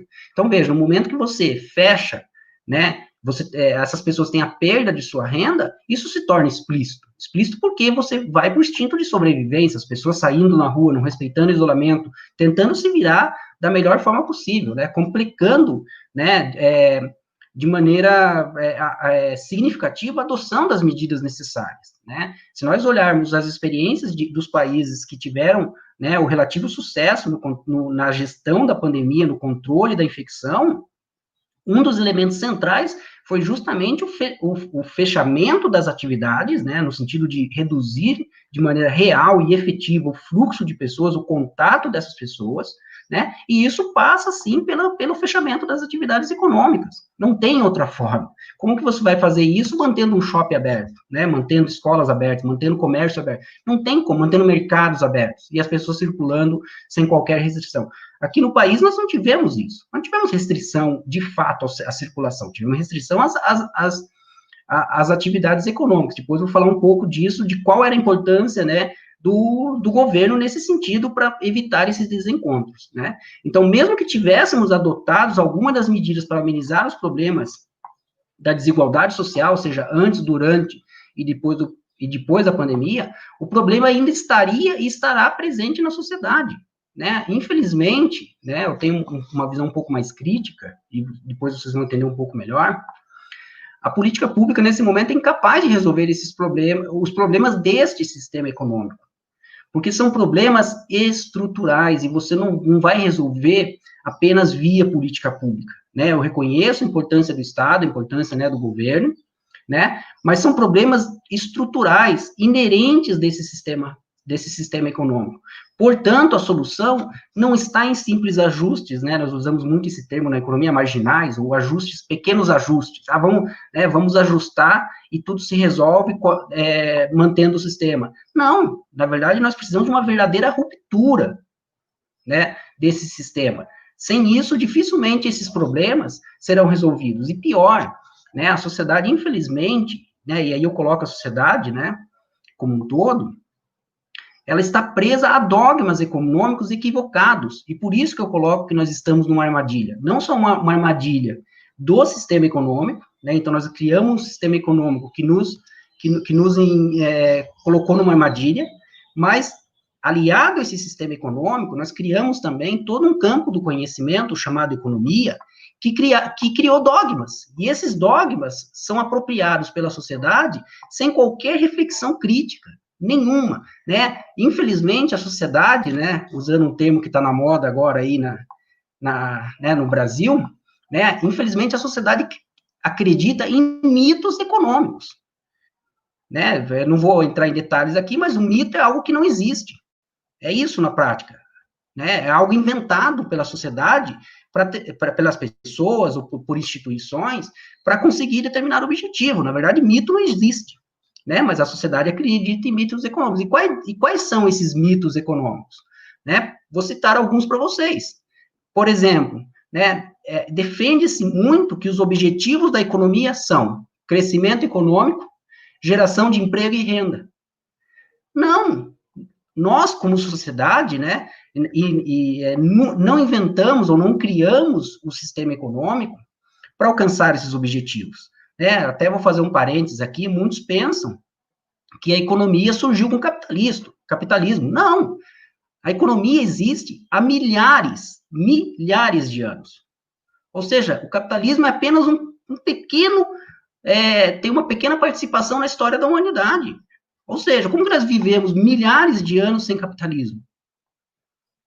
Né? Então, nós criamos a economia para alcançar outros objetivos, não estes.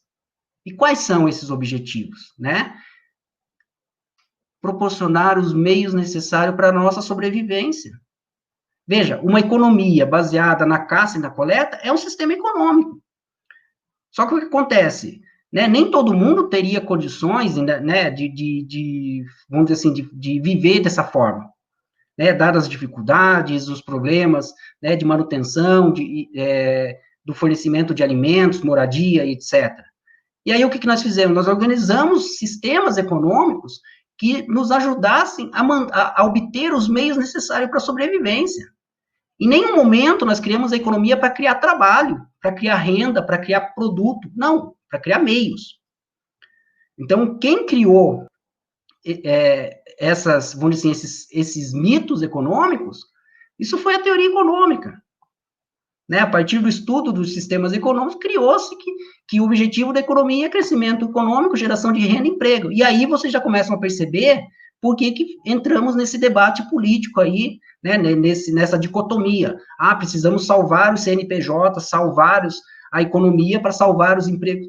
Não, nunca foi esse o objetivo da economia. Né? Veja, por que nós temos instabilidade social? Normalmente nós temos instabilidade social porque muitas pessoas não têm acesso aos meios necessários para a sobrevivência. É por isso, não é porque elas não têm emprego, não é porque elas não têm renda, é porque elas não têm acesso aos meios. E sabe o que é pior? Esse sistema econômico que está posto aí, às vezes você tem os meios, mas as pessoas não têm acesso. Ou seja, não é um problema de produção, é um problema de distribuição, né? Então, apenas para ilustrar, né, para vocês como esses objetivos, esses mitos, né, criados pelos economistas são equivocados, os economistas, políticos e parcela importante da sociedade acredita que devemos buscar o crescimento econômico contínuo, né? Mas poucos na sociedade sabem o que é esse crescimento econômico. Crescimento econômico é produção. Produção do quê? De qualquer bem. Só que veja o seguinte, né? Eles defendem como um meio necessário e suficiente para o desenvolvimento. E hoje, né, num termo mais contemporâneo, é o desenvolvimento sustentável. Só que, veja, quase ninguém na sociedade se pergunta o seguinte, tá bom, crescimento econômico é importante. Claro que é, eu não estou negando isso, na verdade. Né? Quem acompanha meus trabalhos sabe que eu não estou negando isso. Só que veja o seguinte, ninguém pergunta o seguinte, por que os países considerados desenvolvidos há décadas, né, Japão, Estados Unidos, Alemanha, né, vários países da Europa, etc., são desenvolvidos há décadas, continuam tendo como principal objetivo econômico a busca pelo crescimento econômico. Mas os economistas não falam que o crescimento é o meio para o desenvolvimento? Então, por que países desenvolvidos continuam buscando o crescimento? Poderíamos trazer para a escala regional no Brasil. Nós temos várias regiões no Brasil que são ricas, que são desenvolvidas em termos econômicos. Por que essas regiões continuam buscando o crescimento econômico? Curitiba é uma delas, São Paulo é outra, Rio de Janeiro. Né? Então, se o objetivo da economia é a geração de emprego e renda, por exemplo, por que não perguntamos por que a economia, né, adota busca continuamente tecnologias poupadoras de trabalho? Porque o objetivo tem sido, por exemplo, minimizar o custo da produção, especialmente do fator trabalho. A professora Ângela mencionou a reforma trabalhista. O objetivo da reforma trabalhista foi reduzir os custos do trabalho. E quais custos? Renda. A renda do trabalhador. Na prática é essa, são benefícios que contribuem para a renda. Então, veja, se o objetivo da economia fosse a geração de emprego e renda, nós deveríamos fazer o contrário, maximizar o emprego e a renda. Mas fazemos o contrário, tentamos continuamente minimizar a geração de emprego e renda. Olha a contradição. Nem mesmo a solução para a problemática ambiental está no crescimento econômico, justamente porque o crescimento econômico é a origem da problemática ambiental. Veja, nós não produzimos nenhum tipo de bem na economia sem usar recursos naturais, sem gerar degradação ambiental. Isso está dito pelas leis da termodinâmica. Não vou entrar em detalhe por conta do tempo, já estou demorando demais, mas qualquer um que conhece a primeira e a segunda lei da termodinâmica sabe disso. Então, veja, como que o sistema que dá origem, né, o objetivo que dá origem à problemática ambiental é a solução dessa problemática ambiental. E aqui é importante, né, a professora Marion acabou não comentando, né, mas ficou claro na apresentação dela, a interface ambiental da pandemia. Surgiu na natureza. E por que surgiu na natureza? Porque nós estamos degradando demais, nós já passamos do ponto. Né? Cabe ainda destacar que economia não é sinônimo de capitalismo e muito menos de mercado. a maior parcela daquilo que realmente contribui para o nosso bem-estar, para a nossa sobrevivência e para a própria relativa estabilidade social é provida fora do mercado, à margem do capitalismo. Hoje, né, só para ilustrar para vocês, como o almoço chegou à sua mesa? Quem lavou a louça do almoço? E à noite, como o jantar chegará à sua mesa? Quem lavará a louça do jantar? Quem limpa a sua casa? O ar que respiramos, como é disponibilizado? Ou você vai no mercado comprar garrafas de ar para respirar? Qual é a origem da água potável, né, hoje tão escassa aqui na região metropolitana de Curitiba? Além da pandemia, ainda vivemos uma grave seca, né, usada pela Companhia de Saneamento Básico. De onde vem essa água? A Companhia de Saneamento Básico tira de onde? Né? E a relativa estabilidade climática, que contribui diretamente para a nossa produção agropecuária. Né? O Paraná é um grande produtor agropecuário. De onde vem essa relativa estabilidade climática? Né? Algo que está direto aos estudantes, né? A formação da mão de obra, recurso fundamental para o capitalismo, como é realizada? Quem cuida da formação das nossas crianças, como cidadão, cidadã, como trabalhador, trabalhadora, né, disciplinado, porque tem que ser um trabalhador e uma trabalhadora disciplinada para o capitalismo, e assim vai. Tudo isso é fora do mercado. E veja, nós não vivemos sem isso. O capitalismo ele é sustentado por atividades no mercado. Sem essas atividades, não seria possível levar... Não existiria capitalismo sem essas atividades. O capitalismo ele seria inviável se o capitalismo tivesse que fazer isso, né? E aqui quero abrir um parênteses para vocês entenderem a questão um pouco melhor da questão ambiental, né? Por que o crescimento aqui ele foi visto com uma abordagem mais crítica? Porque o sistema econômico, na verdade, ele é um subsistema socioeconômico que é dependente do subsistema natural. Ou seja, sem recursos naturais, não existe economia, né? Não é só sem pessoas, sem recursos naturais. Mas o objetivo da economia tem sido o crescimento econômico contínuo como um fim em si mesmo, sob a justificativa de geração de emprego e renda. Quem vai ser contra a geração de emprego e renda? Mas é porque criou-se um mito de que o objetivo da economia é esse. Não é, né? Acontece que para obtermos esse crescimento, necessariamente precisamos degradar o meio ambiente. Estamos pagando um preço caro. Não existe produção sem degradação, não existe produção limpa, não existe tecnologia verde. Lamento informar, as leis da termodinâmica não permitem que isso exista, a menos que consigamos superar as leis da termodinâmica. Então, esse contexto é importante para entender esses encontros e desencontros nas políticas públicas de enfrentamento da pandemia. Porque, veja, no momento que você tem um conceito de economia equivocado, tanto o conceito de economia como sistema econômico, como economia, né, teórica, como que você vai definir as políticas públicas? Você vai ouvir isso mesmo, temos que salvar a economia. Mas, na verdade, o que nós tínhamos que salvar são as pessoas e, na medida do possível, manter o provimento daquilo que é essencial para a nossa sobrevivência. Então, as políticas públicas elas são adotadas com base em informações inadequadas, gerando resultados controversos e preocupantes. Veja aí o nosso caso. Enquanto a China priorizou a contenção do vírus, da infecção, nós priorizamos nada, na verdade, nem a economia e nem a contenção do vírus. Ficamos simplesmente a ver navios.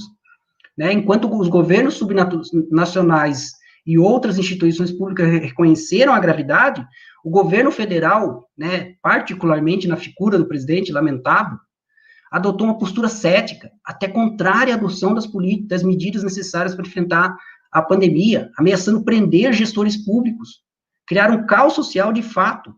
Esse talvez tenha sido, na minha opinião, o mais importante elemento para minar qualquer efetividade das ações e termos um resultado quase excepcional no mundo, né? Ou seja, o prolongamento temporal da pandemia totalmente desnecessário, milhares de mortes precoces que poderiam ter sido evitadas, né? Alguns podem achar exagero atribuir a figura do presidente.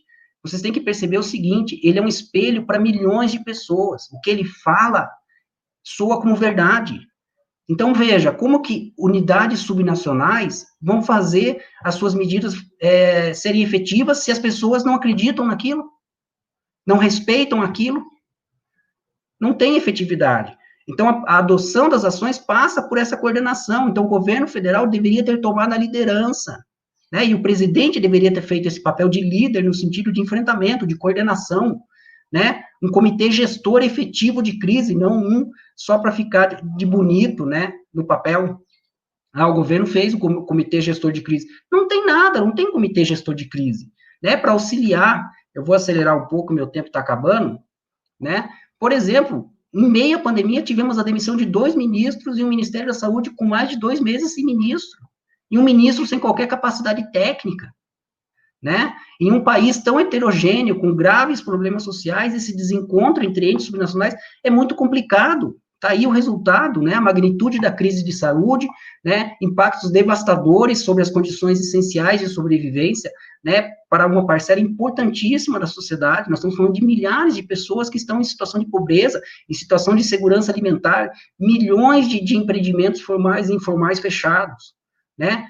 Veja, foi até necessário a entrada do STF para garantir o mínimo que os entes subnacionais pudessem fazer as medidas, mas eles não são capazes de fazer frente a tal crise, a tal desafio que foi posto pela pandemia. É impossível.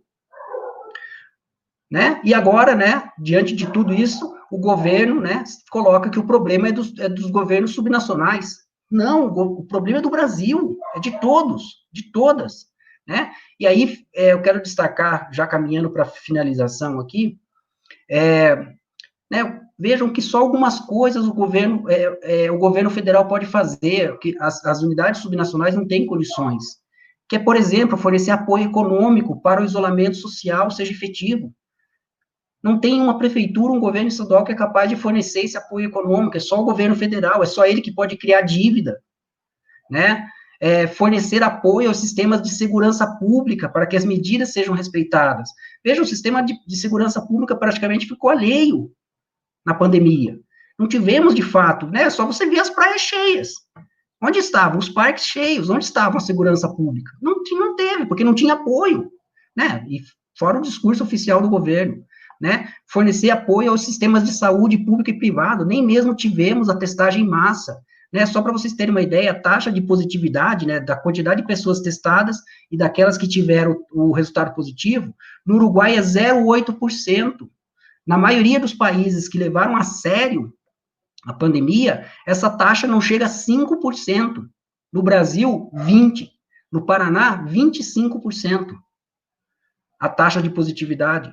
E aí, como que você vai fazer o rastreamento e isolamento das pessoas infectadas, se você nem sabe onde estão essas pessoas?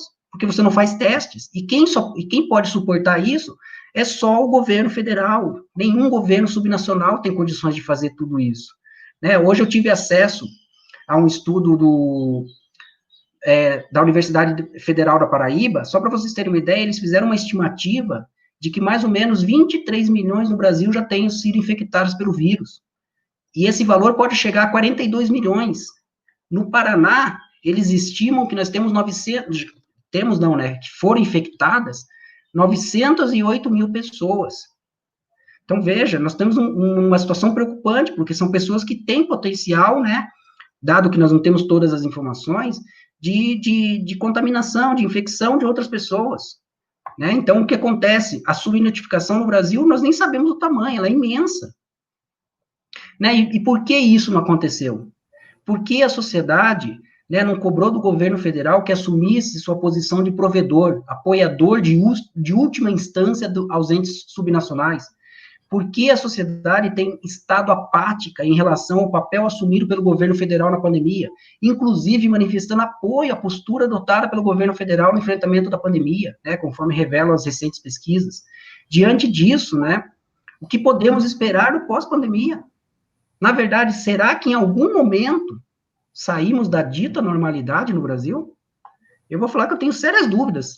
Na minha opinião, a maioria da população brasileira não saiu da normalidade. No sentido de normalidade daquilo que nós fazemos diariamente.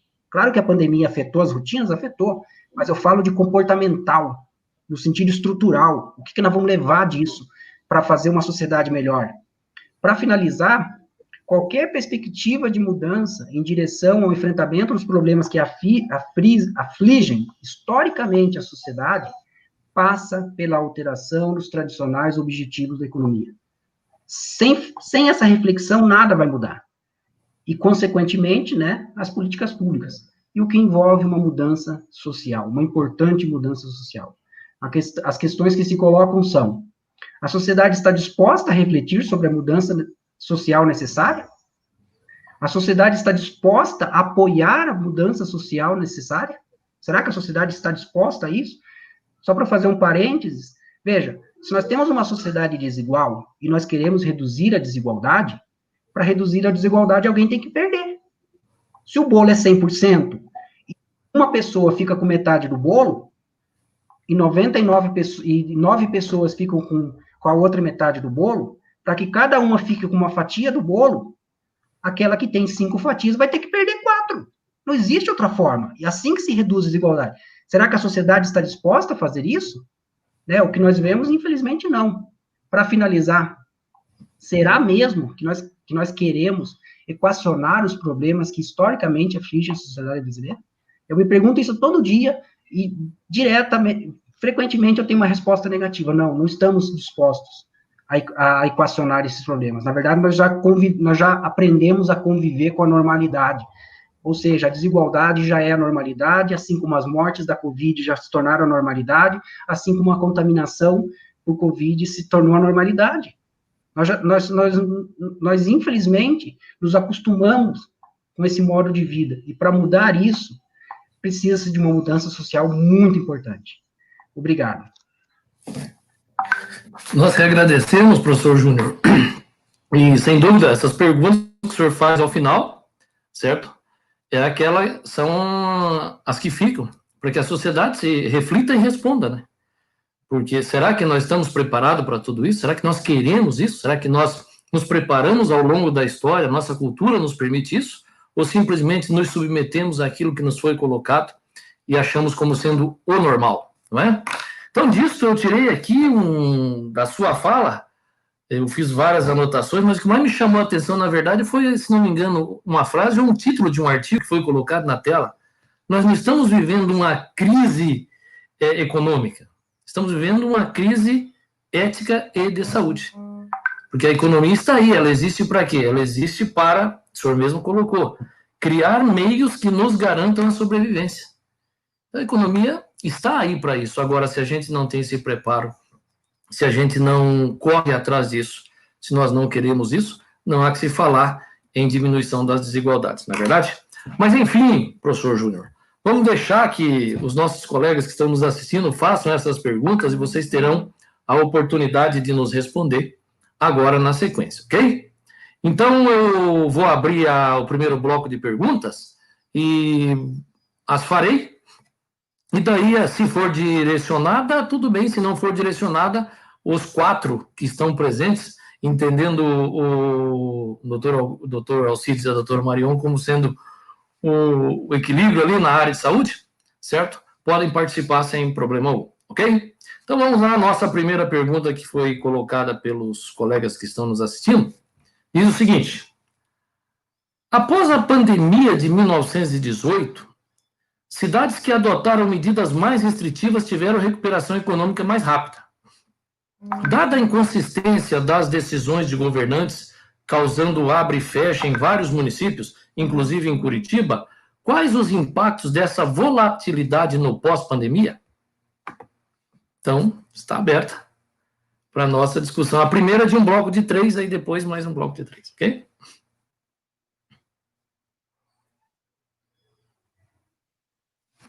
Ativo o microfone, Ângela. Pode começar. Eu posso começar, desculpa. Acho que essa é a frase mais falada, né, nesse período de pandemia, né? Abra o microfone, né? É verdade. É o que mais acontece em todas essas lives. É que, de certo modo, tanto o professor Júnior como eu acabamos tocando indiretamente, né, nessa questão, né? O fato de não termos adotado nenhuma medida de fato, o chamado lockdown, como foi realizado em outros países, né, um fechamento realmente, em medidas efetivas que, inclusive, possibilitassem as pessoas a ficar em casa, porque não basta você dizer, fique em casa, se você não tem como sobreviver, a renda, não tem alimentos, etc., a pessoa não vai ficar, né? Os trabalhadores dos serviços essenciais acabaram não parando em momento nenhum, né? Esses trabalhadores também, de certo modo, grande parte deles estão conectados com parcelas da população que são mais frágeis economicamente, que moram em domicílios menores, né, e que possibilitam aí um contágio muito maior também dos seus familiares. Então, em algumas situações, isso potencializou, né, a pandemia. Eu acho que a pandemia no Brasil só não foi pior por conta do bloqueio que teve em relação às atividades de ensino presenciais, né? Isso é a única coisa que hoje ainda persiste, e não sei até quando, no sentido de reduzir um pouco os deslocamentos e, sobretudo, um aumento do contágio por conta das pessoas. E é justamente essa falta de decisão, como eu falei, né, antes, a relutância em priorizar a vida, né, acabou atrapalhando a economia, isso é claro, né? O discurso todo no sentido de vamos salvar a economia, não resolveu uma coisa nem outra, como o professor Júnior acabou de falar, né? Prolongou, e mais do que isso, né, nós vemos, a professora Marion mostrou no Paraná, mas isso é no Brasil, nós estamos num platô há muito tempo, num platô em que nós estamos numa situação de estabilidade de casos, né, e de óbitos, sem precedentes. Se você olha as curvas dos países lá, pega a John Hopkins lá, os dados, você vê que todos os países tiveram uma curva, né, que subiu e desceu, né? Os Estados Unidos e o Brasil estão nessa, que continuam lá, não sabem se sobe, se desce, vai... nós somos esse platô e não sabemos se a gente vai descer ou vai subir daqui a pouco de novo, porque na Europa já está voltando, né? E a Europa relaxou muito. A minha irmã mora na Itália, né, e me relatava já antes, né, toda a situação trágica como estava, tanto que quando a pandemia chegou aqui, eu era a única pessoa que saía de máscara na rua antes de todo mundo falar em máscara e tudo mais, porque eu já tinha todo um feedback, né, que ela tinha me passado. E aí agora, ela disse que, de repente, estava todo mundo lá agindo como se a pandemia já tivesse acabado, férias de verão, quando nós aqui estamos no auge da pandemia, junho, julho, como a professora Maria mostrou, eles já estavam lá, sem máscaras, etc., aglomerando, etc., no verão e tal. Ela falou, meu Deus, estou assustada, o que vai acontecer? Aconteceu que voltou às aulas presenciais numa semana, na semana seguinte já fecharam, porque já tinha contaminação e já está explodindo o número de casos, enfim... mesmo lá que adotaram medidas sérias em alguns momentos, mas o relaxamento, a população, de certo modo, não entendeu que enquanto não saiu a vacina, os cuidados têm que, mesmo com esse relaxamento, elas têm que continuar de forma efetiva, né? As pessoas não podem esquecer da máscara, não podem esquecer de todos os cuidados sanitários, e tudo isso prejudica a economia, sem dúvida nenhuma, mas... o que a gente tem que ter em mente, né, é que, por exemplo, muitos, e sobretudo, por exemplo, as pessoas de maior renda e maior escolaridade conseguiram ficar trabalhando em casa, né? Por exemplo, trabalho remoto é só para quem pode. E, por exemplo, essas pessoas, por exemplo, o professor Júnior perguntou, quem trouxe a comida, né? Quem lavou a louça e tal? Muitos desses não abriram mão da sua empregada doméstica, muitos desses viveram de pedir comida por aplicativo, e aí os entregadores de aplicativo é que estão com um rendimento super baixo, explorados, né, por essas grandes plataformas, estão arriscando sua vida para prover, né, esses serviços para as pessoas que podem pagar, né? Então, você tem muitos interesses em jogo, mas nenhum deles, no meu entender, é o fundamental, que seria o priorizar a vida das pessoas, né, e o bem-estar de todos. E aí a economia, de certo modo, se resolveria depois. Mas isso ficou nessa indecisão, foi tudo para o espaço, né? E aí, sabe Deus, quando que a gente vai sair dessa pandemia, né?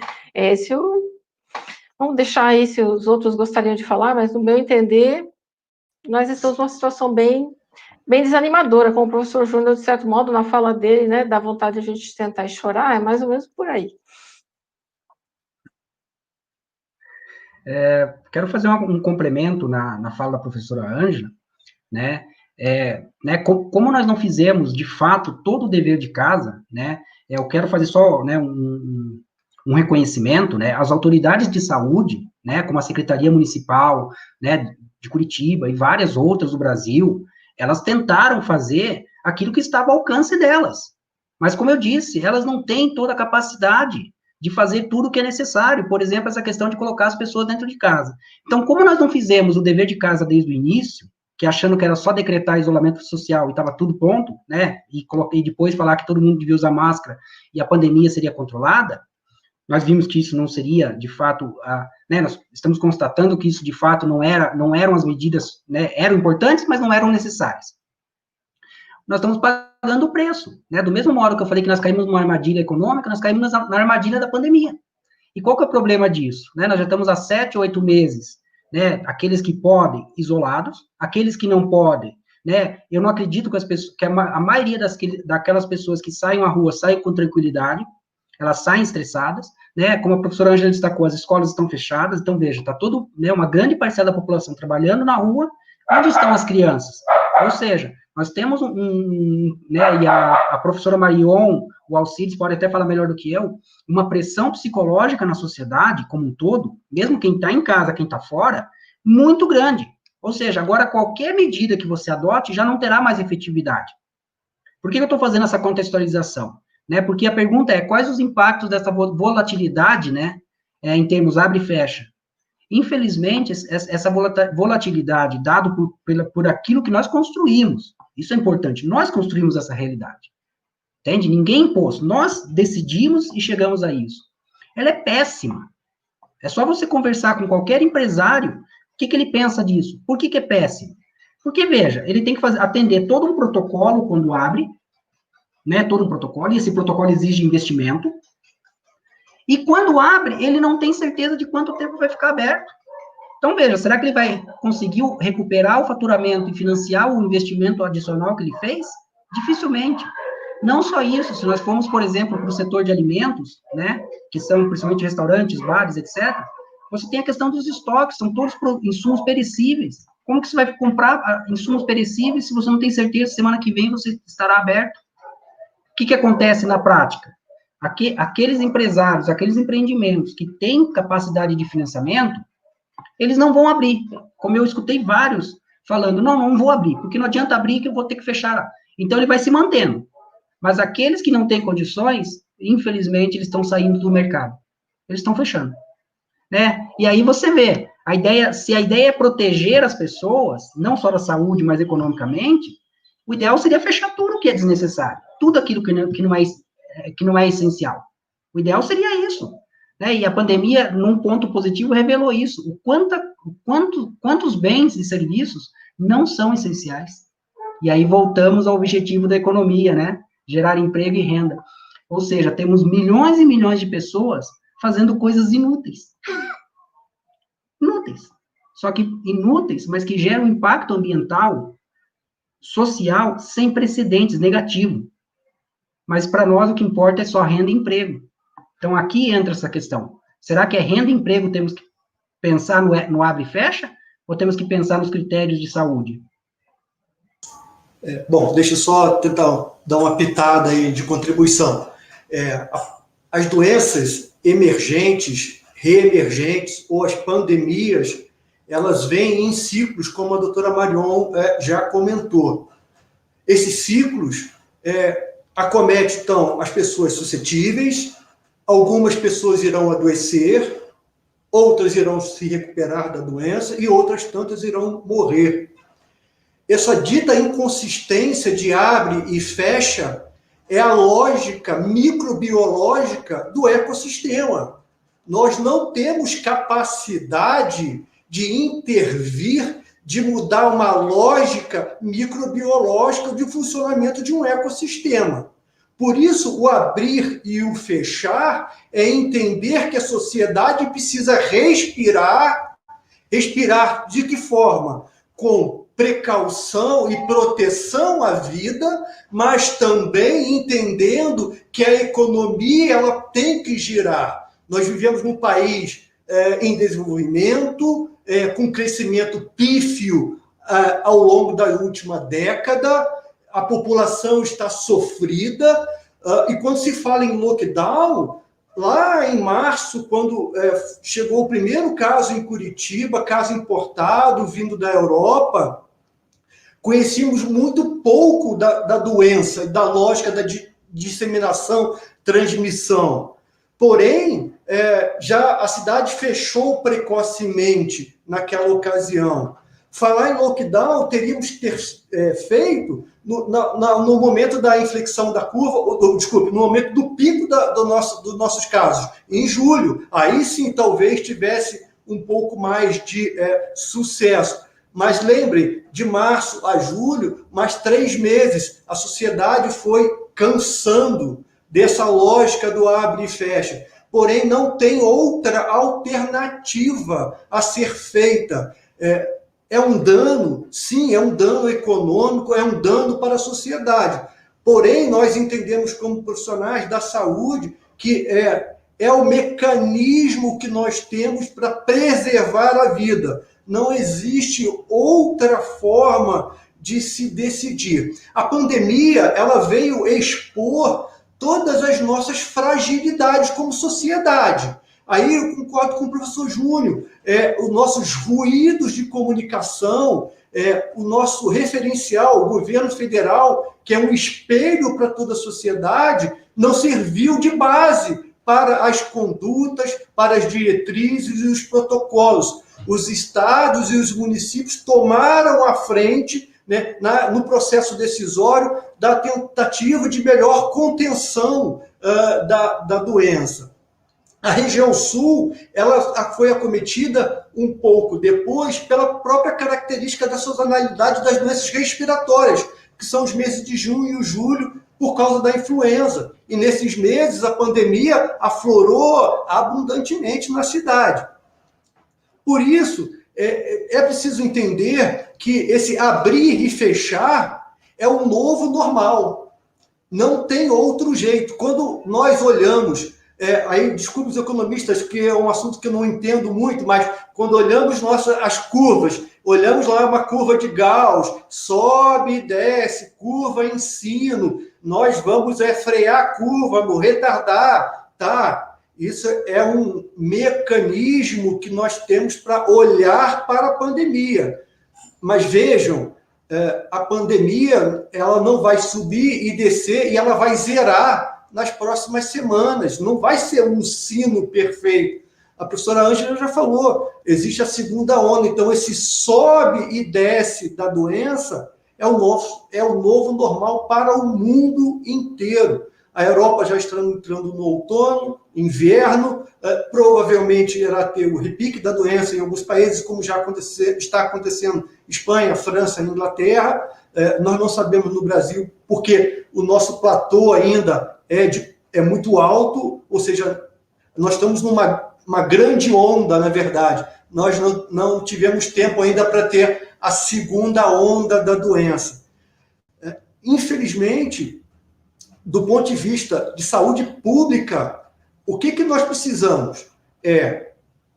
Testar, monitorar, isolar, para que a gente reconheça esses clusters, ou seja, onde essa doença está mais circulando no nosso território, para que haja uma melhor contenção, evitar os internamentos tardios, para que esses óbitos não aconteçam com tanta frequência, apesar da taxa ser de 2,9% de letalidade em Curitiba, mas, ao mesmo tempo, esse novo normal, mais uma vez, significa que o uso da máscara que a Marion que está usando, a higienização das mãos, medida de arejamento, a não aglomeração, ela vai perpetuar. Aí vocês vão perguntar, e com a vacina? Isso vai deixar de ser pensado ou não utilizado? Não.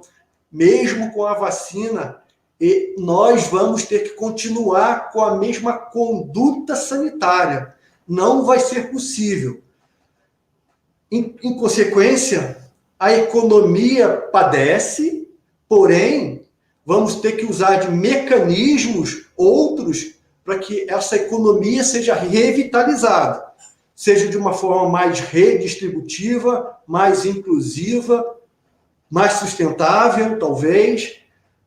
Mas como fazer isso diante das iniciativas federais é um grande desafio para a sociedade. Mas nós entendemos que a soma dos saberes precisam estar agora, no momento dessa pandemia, atrelados a novas medidas para que haja fôlego para a saúde, na saúde no sentido de que os serviços de saúde estejam preparados, atendendo, internando, recuperando as pessoas, e a economia também possa estar trilhando um caminho de recuperação. Isso é um desafio para todos nós. Acho que mandei um... Não, é isso mesmo, né? A questão realmente da experiência anterior é importante. A gente viu que na China realmente o controle foi de uma forma muito interessante e todos nós pensamos, se fizermos a mesma coisa que a China fez, vamos conseguir controlar esse vírus. Infelizmente, não só a nossa cultura é diferente, como o timing da entrada do vírus foi muito diferente em cada local. Nós padecemos pelo sucesso de ter conseguido segurar a disseminação da doença, visto que os primeiros casos, como o doutor Alcides colocou, eles eram casos importados, essas pessoas não transmitiram para ninguém. E foi só a partir do momento em que as pessoas viajavam localmente para São Paulo, para o Rio de Janeiro, e não imaginavam que pudessem estar infectadas, é que a disseminação local passou a acontecer, e isso foi no mês de abril. Então, o fechamento do mês de março, ele acabou extenuando as possibilidades da nossa sociedade ficar fechada. As 2 primeiras semanas, ali em março, de 16 de março em diante, elas foram interessantíssimas, realmente uma cidade praticamente fechada, só que nós não tínhamos o vírus circulando. E no momento em que nós precisávamos fechar, a sociedade já não tinha mais a possibilidade, a capacidade, a integridade mental para fazê-lo. E por isso, não só nós, como foi a mesma coisa nos Estados Unidos, né? Vocês viram aquelas flechas, né? Ele chegou no hemisfério norte, mas na América do Norte pouco antes do que aqui no Brasil.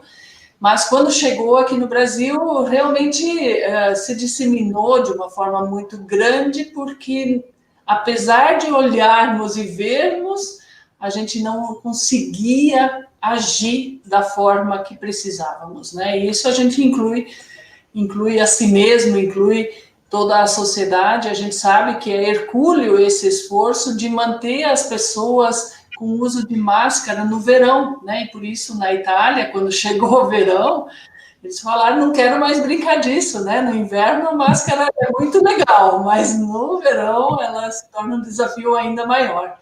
E a gente vai ter que fazer isso, né? Vamos ter que aprender a duras penas, porque é dentro de casa que essa disseminação acontece, porque é dentro de casa que a gente não usa máscara.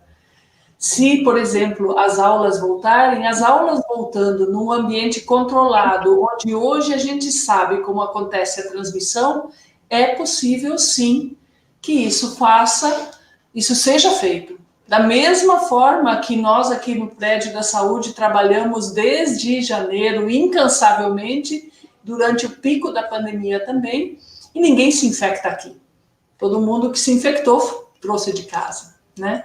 Então, esse aprendizado do como se comportar com outras pessoas, o evitar aglomerações, o não poder acontecer um barzinho, uma reunião familiar, uma conferência pessoal, presencial, isso é realmente um grande desafio nosso daqui para frente, porque isso vai ter que perpetuar nos próximos meses, talvez no próximo ano, sem dúvida. Ok, meus colegas, obrigado pela resposta. E a próxima pergunta, certo? A doutora Marion até já respondeu, então eu só vou lê-la aqui e vou na sequência. A próxima pergunta veio do chat, seria do o Francis Lejambre. Perguntou, então, para nós como os palestrantes veem, né, o retorno das atividades escolares, principalmente as da educação infantil. Então, tendo em vista a intervenção aí da doutora Marion, entendo como respondida, né, nesse momento. Vamos, então, a uma próxima pergunta, uma pergunta direcionada para a doutora Ângela, para a professora Ângela. certo? Que diz o seguinte: como fica a responsabilidade do Estado com relação à recuperação econômica da população após a pandemia? É possível pensar em uma renda mínima ou renda básica universal ou políticas que garantam o pleno emprego? O que a senhora considera mais efetivo nesse sentido?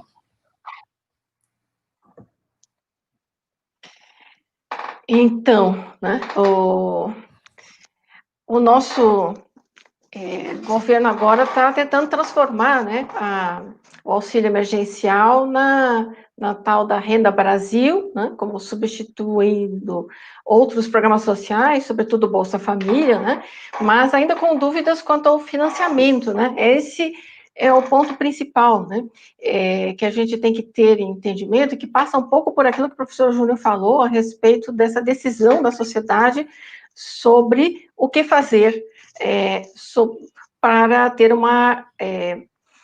vamos dizer, uma sociedade mais igualitária, mais justa e tudo mais, né? Essa ideia de renda mínima, né, universal, renda básica universal, ela é antiga, né? E aqui no Brasil tem um grande defensor dela, que inclusive o Eduardo Suplicy, né, ex-senador, que quando esteve aqui no Paraná há alguns anos atrás, lá na universidade, eu lembro que trouxe multidões, né, para assistir a sua apresentação. Dentro dessa concepção, realmente, de que, como a gente já conversou aqui anteriormente, né, que um dos pontos principais em relação a pensar uma sociedade mais justa, né, todos têm que ter condições mínimas de sobrevivência, né, isso inclui, né, não apenas uma renda mínima para poder adquirir, né, o seu alimento, né, o transporte e tudo mais, mas eu acho que a gente tem que pensar adiante também, não é só isso, né, as pessoas têm que ter acesso à saúde, né, e tem que ter acesso à educação. E uma coisa que eu esqueci de comentar na minha fala, que eu acho que é importante a gente, muitos que estão trabalhando nessa área de economia social, essa questão de saúde, eu vi diversas lives, o que mais tem são lives nesse momento, né? Tem toda uma discussão sobre uma nova categoria, os chamados novos pobres, né? Ou seja, nós estamos agora observando, né, um conjunto de pessoas que foram para o trabalho remoto, mas também um conjunto de pessoas que estavam ocupadas, que perderam o trabalho por conta da pandemia, porque, como o professor Júnior mesmo falou, né, a gente discutiu na anterior questão, muitos empreendimentos estão fechando, né? Inclusive, eu vi o noticiário ontem, no Rio de Janeiro, a quantidade de escolas particulares, sobretudo de educação infantil, né, que estão fechando, né, e não é só no Brasil, vi Roma, eles mostrando Roma, a quantidade de lojas fechando, a quantidade de empreendimentos fechando, isso é global, né, e no Brasil, o que você está percebendo já é que as pessoas, ao perder esses empregos, né, ao perder a renda, muitos desses estão perdendo a possibilidade de continuar pagando o plano de saúde, e vão migrar para o SUS, assim como também já vi notícias aqui no Paraná também, inclusive, pessoas que estão migrando da escola privada para a escola pública, né? Então, isso mostra que, obviamente, é uma medida, vamos dizer, emergencial que está entrando ali, essa tal dessa renda mínima, mas ela não é abrangente, talvez, como deveria ser, né? E ela está, teoricamente, atrelada aí a buscar recursos, né, de outras áreas também de políticas sociais, né? E não de buscar financiamento, por exemplo, né?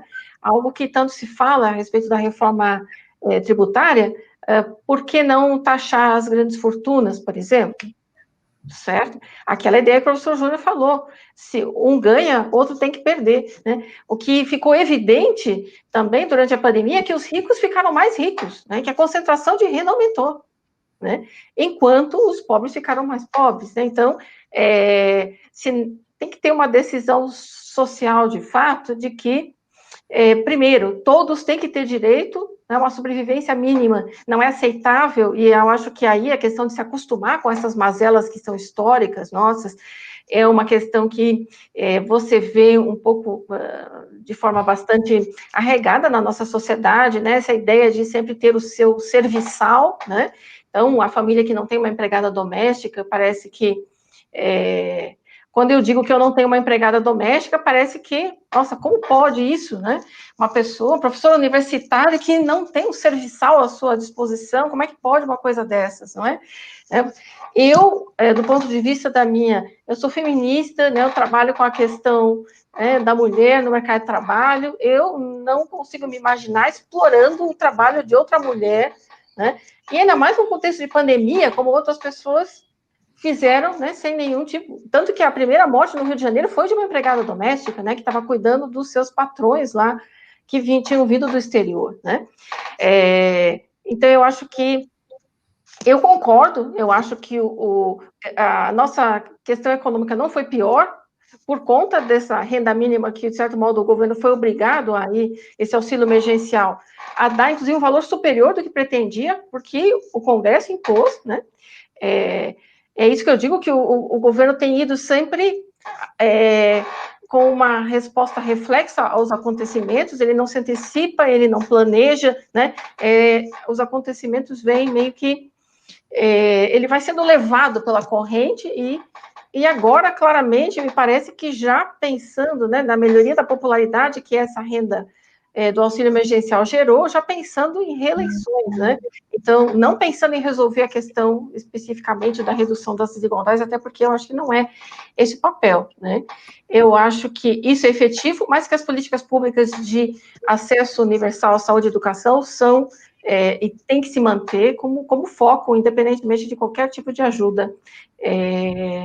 Agora que é emergencial por conta da pandemia, mas o principal é buscar que todos tenham uma vida digna, independentemente aí da sua classe social, cor, ou o que quer que seja, né? É isso. Ok. Obrigado pela resposta, professora Ângela. Bom, agora nós temos uma pergunta aqui. Bom, posso fazer uma observação? Faz favor, professor Júnior. Posso fazer uma observação? Na verdade, são duas, desculpa, vai ser bem breve. Uma, né, a fala do Alcides e da Marion ilustraram bem as consequências da falta de coordenação. Isso mostra bem, né, porque como, né, é um país, você tem regiões independente do tamanho do país, né, se vocês pegarem os dados do Uruguai e da Nova Zelândia, por exemplo, e comparar com qualquer região metropolitana do Brasil, do tamanho, do porte desses países, com certeza a maioria dessas regiões metropolitanas tem muito mais casos quanto mortes do que esses países. E qual que é a diferença? Se está comparando unidades territoriais semelhantes. Coordenação. Esses países tiveram coordenação, tiveram seriedade. E a fala de vocês ilustrou muito bem isso, a falta de coordenação. E aí, como todo mundo ficou sozinho, né, e era uma coisa nova, não sabia o que fazer de fato. E aí foi quase um efeito manada, nós chamamos isso na economia. Então, como todo mundo começou a fechar as atividades, todo mundo foi atrás, as prefeituras, às vezes, sem capacidade técnica nenhuma. Não é o caso de Curitiba, obviamente, mas estou falando de pequenas cidades. Foi tudo efeito manada. A respeito da renda, né, da renda mínima, na verdade, eu tenho uma posição, a Ângela já vai, né, ela já sabe disso, sem uma mudança estrutural, tanto faz, nenhuma delas vai ter efetividade. Né, eu trabalho com Bolsa Família, já faz há um tempo, com pesquisadores que trabalham com pobreza rural, né, muita gente falava, Bolsa Família é para vagabundo, ou vagabunda, mas, na verdade, 90% dos beneficiários do Bolsa Família, até o último dado disponível, eram mulheres. Dos 100% dos beneficiários do Bolsa Família, 75% tinham trabalho. E aí eu te pergunto, como uma pessoa que trabalha recebe Bolsa Família? Aí você vai falar, é porque ela recebe legalmente. Mas 75% de 15 milhões de pessoas estão fraudando Bolsa Família? Aí fecha tudo, fecha a casa e vamos embora, porque se um governo não consegue identificar uma fraude de 75% no programa, mas não é fraude, é porque o salário, a distribuição no país é tão ruim do fator trabalho, que gera isso, a pessoa trabalha, mas a renda não é suficiente para ela viver. E pior, trabalha muito. A jornada nossa é 44 horas semanais, um absurdo, para pleno século XXI, com toda a tecnologia que nós temos. Nós deveríamos trabalhar 15 horas com a tecnologia que nós temos. Parece que quanto mais tecnologia, menos tempo disponível para viver nós temos. Então não adianta, sem uma reflexão para mudanças estruturais, qualquer discussão de política pública será inútil. Por quê? Porque ela está partindo de uma base equivocada. Então, se você parte de uma base equivocada, você não vai alcançar o objetivo que você quer. Então, o primeiro passo é voltar e revisar isso, que nem, por exemplo, outro mito, o tal do pleno emprego. Pleno emprego do quê? De qual emprego nós estamos falando? Se nós colocarmos o que a professora Ângela acabou de falar, 100% da população brasileira, para ser um pouco realista, está no pleno emprego. Por exemplo, eu levanto pela manhã, eu arrumo a minha cama, eu faço o meu café para mim, para minha família, eu troco meu filho, eu estou trabalhando. E todo dia eu tenho que fazer isso, 365 dias por ano. Enquanto meu filho for pequeno, precisar dos meus cuidados, eu tenho que fazer isso. Eu, minha esposa faz o almoço, faz a janta, limpamos a casa. Está todo mundo trabalhando. Então, ou seja, vivemos o pleno emprego. Só que não é esse pleno emprego, porque isso não existe para a economia. Não existe. Agora, se eu tivesse uma serviçal, como a Ângela falou, essa serviçal estaria no PIB, contribuindo para a recuperação. Mas veja, eu estaria explorando uma pessoa porque eu pagaria quanto? Um salário mínimo. Me fala quem vive com salário mínimo nesse país. Nem sobrevive. Nem sobrevive. Né? Então, tem que fazer a reflexão estrutural. Senão, nada. Vamos gastar saliva em vão. Tempo em vão. Tempo precioso, né, Ângela? Tempo de vida. Ok. Obrigado, professores. Então, assim, pelo andar da carruagem, a nossa questão de tempo, fechamos, então, o primeiro bloco. Vou abrir mais 2 perguntas no segundo bloco. E temos 2 perguntas direcionadas, mas, obviamente, a professora Ângela, que não foi agraciada nesse segundo bloco com um direcionamento, está livre aí para participar, sem problema algum, das perguntas que farei direcionadas, sendo a primeira delas para o professor Júnior e depois a última, encerrando o nosso evento, para os doutores Alcides e Marion, ok? Então, professor Júnior, crescem os relatos, né? A pergunta que foi trazida para nós aqui diz o seguinte: crescem os relatos de sequelas ligadas diretamente à Covid-19, ou aos longos períodos de internação? É uma pergunta até interessante para o doutor Alcides e a Marion também, né? Visto que são desconhecidas as consequências da contração, o que está aqui, né? Haveria impactos na saúde pública, economia e previdência se a Covid afetar ao longo prazo a saúde dos infectados? Quando você começou a ler, eu até pensei, falei, será que está lendo a pergunta certa, né? Se é para mim mesmo? Eu vou falar um pouco, bem breve mesmo, mas eu acredito que a professora Marion e o Alcides podem complementar a minha fala, né? Porque envolve, né, informações de saúde pública. Veja, né, muito o nosso ilustre governo, né, tenta enfatizar os milhões de recuperados, né? Mas essa semana eu li uma reportagem, né, que dentro desses milhões de recuperados, né, nós temos milhares de pessoas com graves sequelas, né, até na reportagem ilustra que essas pessoas, em função, né, da perda da renda, redução de renda, etc., têm aberto as famosas vaquinhas virtuais hoje para tentar financiar o tratamento, porque, veja, se a pessoa está desempregada, ela já não tem mais plano de saúde. Ela já está no SUS, né? E o SUS, nós sabemos que está complicado, porque ele tem muita demanda, né? Nessa situação. Então você veja, para um país que está caminhando, né, para não sei quantos milhões de infectados, portanto, não sei quantos milhões de pessoas recuperadas, e com isso, milhares, se não milhões de pessoas com sequelas. E com sequelas em uma economia deprimida, em uma economia desigual, em uma economia, tudo aquilo que nós já falamos aqui. Vai sobrar para quem isso? A conta vai sobrar para quem? Para a sociedade, né? E sociedade que eu digo porque o governo, ele é só nosso representante, né? Tudo é sociedade. Então, a sociedade vai ter que financiar gastos maiores de saúde pública, que eu não sei como que eles vão compatibilizar, né, com o caso do teto de gastos, porque vai aumentar. Veja, o teto de gastos foi estabelecido antes da pandemia, então isso é certo, né? A professora Ângela destacou, por exemplo, vai aumentar o gasto de saúde, porque nós tivemos essa migração, e alguns pode ser só emergencial, mas tem alguns que vão permanecer, porque nós sabemos que o emprego não vai ser gerado a tão curto prazo, né? Eu já falava em 2014, no início da crise, que nós não sabíamos quando ia sair daquela crise, e veja, continuamos nela. E agora vem uma outra crise. Então, o que acontece? Vai agravar a questão de gastos públicos em saúde, vai agravar a situação da previdência, porque, veja, alguns casos podem ser decretados invalidez, né? Pessoas que, por exemplo, não perderam emprego, em função das sequelas, podem ser afastados por tempo indeterminado, levando até mesmo a aposentadoria por invalidez. Então, nós temos isso, né? Então, nós podemos ter efeitos de longo prazo significativos, dado o contexto da nossa economia, né? E que são agravados, e aí eu estou insistindo nisso, né? Porque, né, eu sou um economista ecológico e estou trabalhando nisso há muito tempo. E quem trabalha nisso sabe a gravidade do que nós estamos enfrentando, né? Não é... Se vocês encontrarem os meus estudantes e perguntarem para eles, o professor Júnior um dia colocou a possibilidade de que um evento similar não estou falando a pandemia em si, mas um evento similar à pandemia poderia ocorrer nos próximos anos?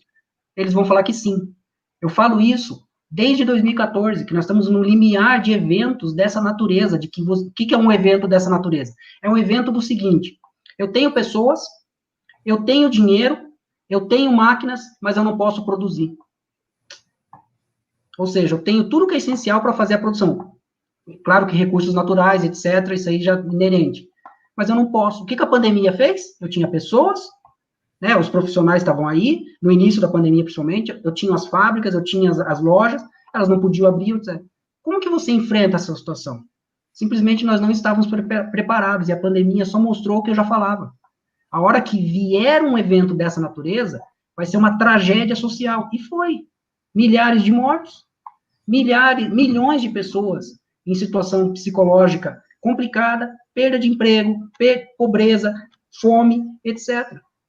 E nós vamos continuar na mesma tocada. Então, tem que fazer essa reflexão estrutural. Sem isso, só vamos sentar e esperar o próximo evento, que pode ser pior. Veja nós de Curitiba. Seca e pandemia. O calor, né? O Alcides e a Marion falaram ali do calor. Nós tivemos o ano de 2020 um dos mais quentes do registro histórico em Curitiba. Ou seja, estamos enfrentando a situação de calor. Não é algo que pode ser, não, já é. Nós já estamos enfrentando isso. A queda na precipitação, os eventos extremos, tudo isso já está acontecendo. Não é mais futuro. O futuro já é hoje. Só que nós estamos sentados assistindo como se nada tivesse acontecendo. Isso vai acontecer em 2100. Não, está acontecendo agora. Então tem que fazer a reflexão estrutural. Tá bom? Obrigado. Obrigado.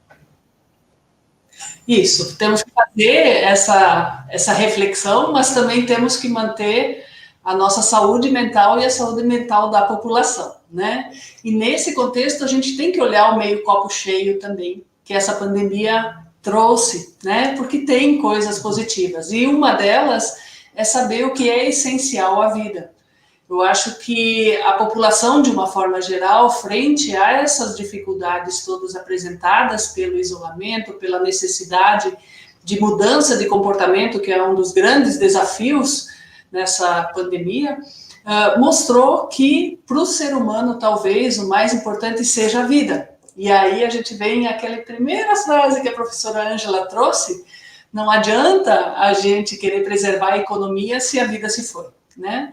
Dentre essas poucas pessoas, felizmente poucas pessoas, que apresentam complicações da Covid, né, dentro de um universo pandêmico como esse, nós temos cerca de 10% que apresentam a doença crítica, e desses, 3% do total é que falecem. Mas, dentre esses 10%, num contingente de 4,5 milhões de casos, obviamente vai pesar para a economia o sustento das pessoas que vão enfrentar um período grande de recuperação. E é isso que o poder público também está enfrentando, porque na hora que pega, é o setor público que tem que segurar a recuperação das pessoas, o fornecimento de oxigênio para aqueles que ficaram oxigênio dependentes, a fisioterapia, a recuperação motora, isso sem contar a parte econômica de toda a sobrevivência básica dessas famílias que dependiam desse provedor, né?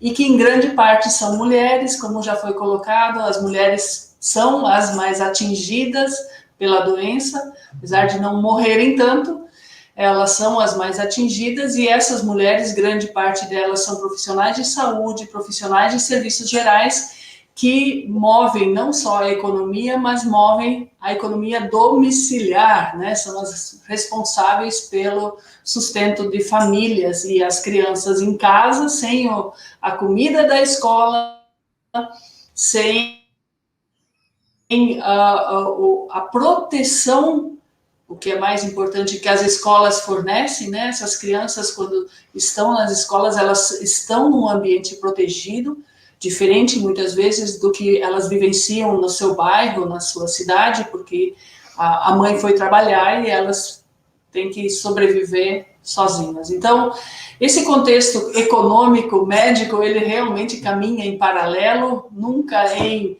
desacordo, e a gente precisa juntos achar criativamente soluções para esse problema que se apresentou a nós, né? Prevendo ou não, né, professor Júnior? A gente precisa agora achar soluções para esse problema, e a saúde pública, de uma forma geral, já vinha sofrendo, né, gradativamente mais intempéries frente à crise econômica que já vem instalada no país há vários anos.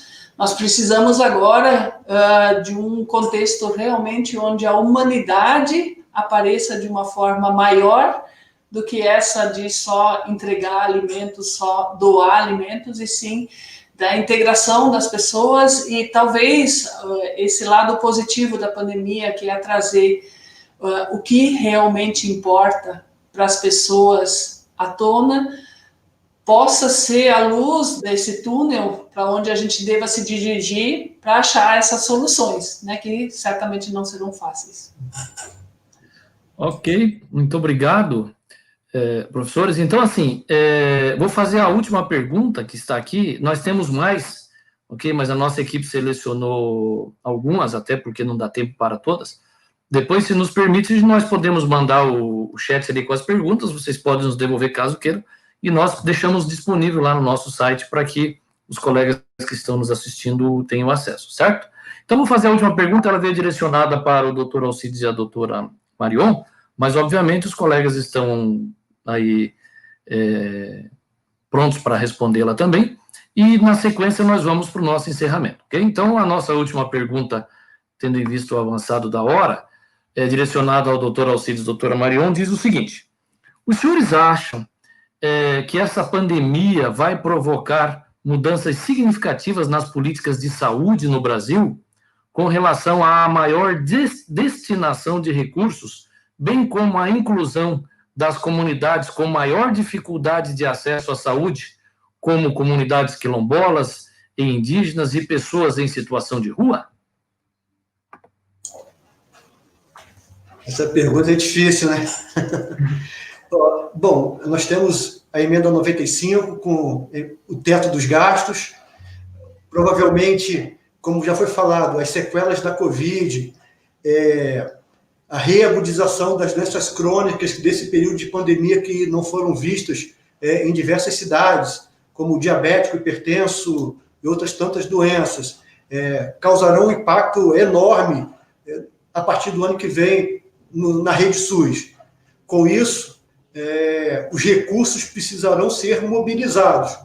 Como serão, eu não tenho a mínima ideia, mas seguramente a saúde precisará de um reforço maior. Quanto à questão das comunidades vulneráveis, Curitiba tem esse olhar de mapeamento do índice de vulnerabilidade. As nossas unidades, por exemplo, da região sul da cidade, são estratégias da família, para ter essa aproximação com essas comunidades de maior vulnerabilidade, para que tenham acesso, para que não tenham barreiras ao serviço de saúde. Porém, a grupos específicos, nós não contemplamos ou não estamos vendo uma política pública federal para olhar para esses grupos específicos, como o quilombola, os índios e outros gêneros ou raça.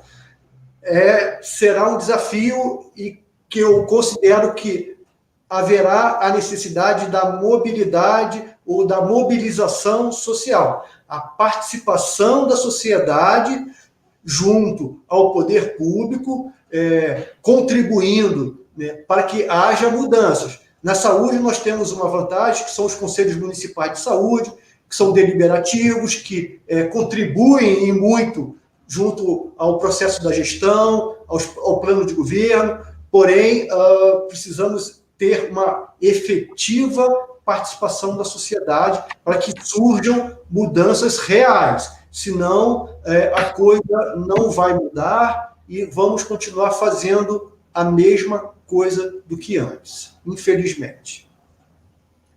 Obrigado, doutor Alcides. Professor Júnior, professor Ângela, algum comentário aí sobre essa pergunta? Só rapidamente reforçar, né? O Alcides já falou, bem dizer, tudo, né? Mas eu acho que, como a Marion falou antes, das lições que a pandemia nos deixou em relação a perceber o que é importante, né? Uma das, além da família, da vida, né? Desse lado mais humano, né? Que todo mundo percebeu como sendo o principal, talvez, né, na nossa vida, eu acho que uma das grandes lições foi ver a importância do SUS como um patrimônio que o nosso país tem, né? E eu acho que, como o Alcides falou, eu acho que é algo pelo qual a sociedade deve brigar pela sua manutenção, pelo seu fortalecimento, que, como na minha fala eu já tinha dito também, ele é um instrumento extremamente importante, inclusive para a redução das desigualdades, para permitir o acesso à saúde a essas comunidades, a essas áreas, a esses grupos, né, populacionais vulneráveis. Então, eu acho que o fortalecimento do SUS tem que ser uma bandeira de todos os brasileiros a partir da pandemia. Eu espero que isso, de fato, fique aí no coração e na mente de todos, também na hora de escolher nossos representantes, que continuem, né, buscando aqueles que vão atrás, né, desses nossos objetivos principais, que são, por exemplo, a manutenção desses direitos tão importantes, né, e o direito à saúde e o direito à vida é o principal aí em termos de direitos humanos, né. Eu gostaria só de fazer uma breve palavra, não sei se a gente vai ter um tempo para se despedir, eu gostaria de convidar aí o pessoal que está assistindo a visitar o site do nosso núcleo de estudos lá, o NESD, né, Núcleo de Estudos em Economia Social e Demografia Econômica, né, inclusive nós estamos trabalhando em parceria aí com a Secretaria Estadual de Saúde, né, do Paraná, trabalhando com os dados da Covid-19 e temos diversos estudos em diversas áreas em termos de economia social e demografia, sempre estão publicando dados diariamente de Covid, estamos trabalhando com a Covid no Paraná, no caso, e trabalhando com diversas áreas de pesquisa super interessantes, incluindo essa questão também ligada às políticas públicas. Então, convido a todos aí que visitem aí o nosso site e possam aí se inteirar, inclusive dos eventos que a gente vem promovendo, cursos de extensão universitária, uma série de atividades abertas à comunidade também. Tá certo? Ângela, então, as considerações finais, certo? Já são essas, considerações finais do professor Júnior, por gentileza, professor? Obrigado. Vou ser bem breve, dado o horário, né? Então, quero agradecer, né, a oportunidade de divulgar alguma dos nossos trabalhos, porque, na verdade, tudo que eu falei aqui é resultado das pesquisas que nós temos realizados na UFPR, realizados nos grupos de pesquisa. Eu sei que, né, a Marion acabou tendo uma, né, impressão de um pessimismo, não diria um pessimismo, Marion, é que acontece, né, nós como pesquisadores, né, acabamos, vamos dizer assim, vendo algumas situações que fogem à escala micro, entende? A escala nossa, local, né? Eu mesmo trabalho com macroeconomia ecológica. Então, só para encerrar minha fala, veja, o Brasil é o celeiro do mundo, né? Um dos maiores produtores mundiais de alimentos, um dos maiores exportadores mundiais de alimentos. E nós temos quase 40 milhões de pessoas em situação de segurança alimentar. Veja, será que é um problema de produção de alimentos, de crescimento econômico? Obviamente que não é, né? E veja, por outro lado, né, o professor Antônio talvez esteja familiarizado com esse termo, né, muito tem se falado na recuperação verde pós-pandemia, e tem sido um termo pomposo em inglês, né, o New Green Deal. Na verdade, o New Green Deal, só para encerrar, para deixar bem provocante mesmo agora para vocês, a mensagem principal do New Green Deal é o seguinte: ó, pessoal, vocês agora podem consumir à vontade, consumir bens e serviços sem qualquer peso na consciência, porque agora nós temos bens verdes, serviços verdes e tecnologia verde, amigável ao meio ambiente. Veja, você acha que isso é a solução? Se não existe tecnologia verde, se não existe bem verde, não existe serviço verde dado às leis da termodinâmica. Todo e qualquer processo antrópico de transformação de matéria e energia necessariamente vai gerar degradação ambiental. E veja, eu estou dando um selo, um aval. Pessoal, pode consumir à vontade, sem peso na consciência. Será que isso vai evitar uma próxima pandemia ou até um evento muito mais sério do que este? Por exemplo, uma grave seca de grandes proporções que gere uma quebra de safra, por exemplo, no Brasil, nos Estados Unidos, numa China, de 30% a 40%? Aí sim nós teremos uma grave crise. Porque sem vida não existe economia, sem alimentos não existe vida. Não estou nem colocando a água aqui, que a água é outro problema. E veja, qual que é o sistema, qual que é o incentivo para reduzir a desigualdade, para a proteção ambiental e etc. Então, muito obrigado. Então, é por isso, Marion, que acaba tendo essa perspectiva. Veja a solução que está posta, que todo mundo comprou. New Green Deal. Mas isso é simplesmente um aval para cairmos mais, para acelerarmos nosso passo para o abismo. Só isso. Não é a solução. Obrigado, professor Júnior. Doutor Alcides e doutora Marion.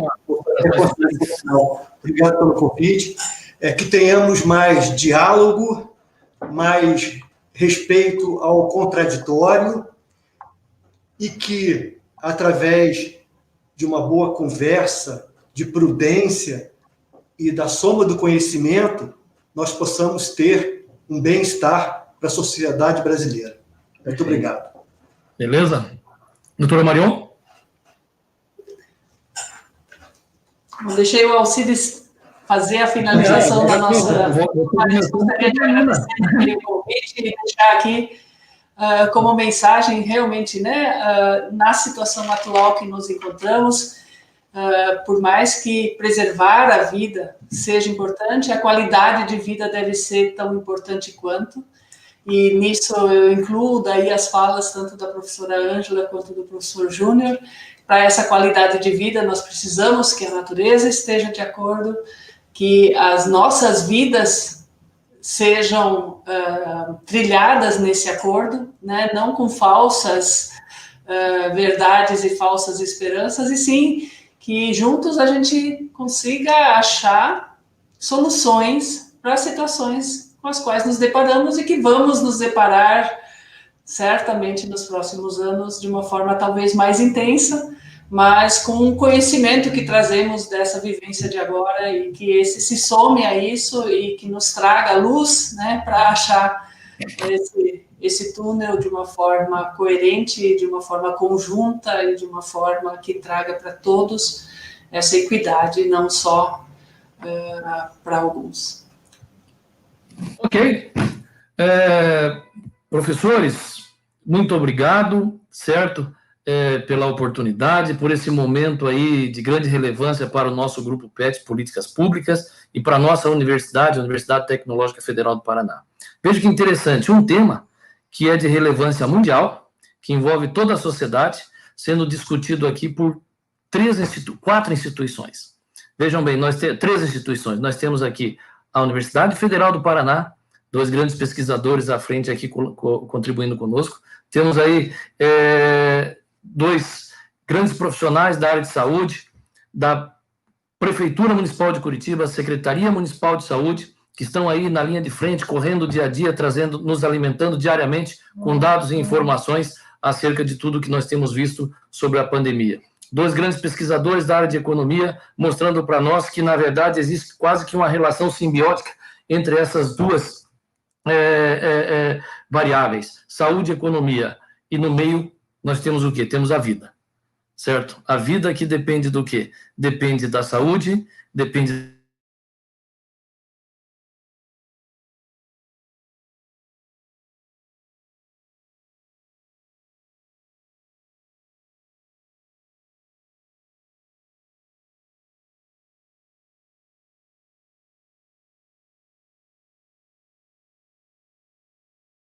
desse painel, assim como nossos palestrantes, que compartilharam conosco um momento, né, de seu conhecimento e experiência.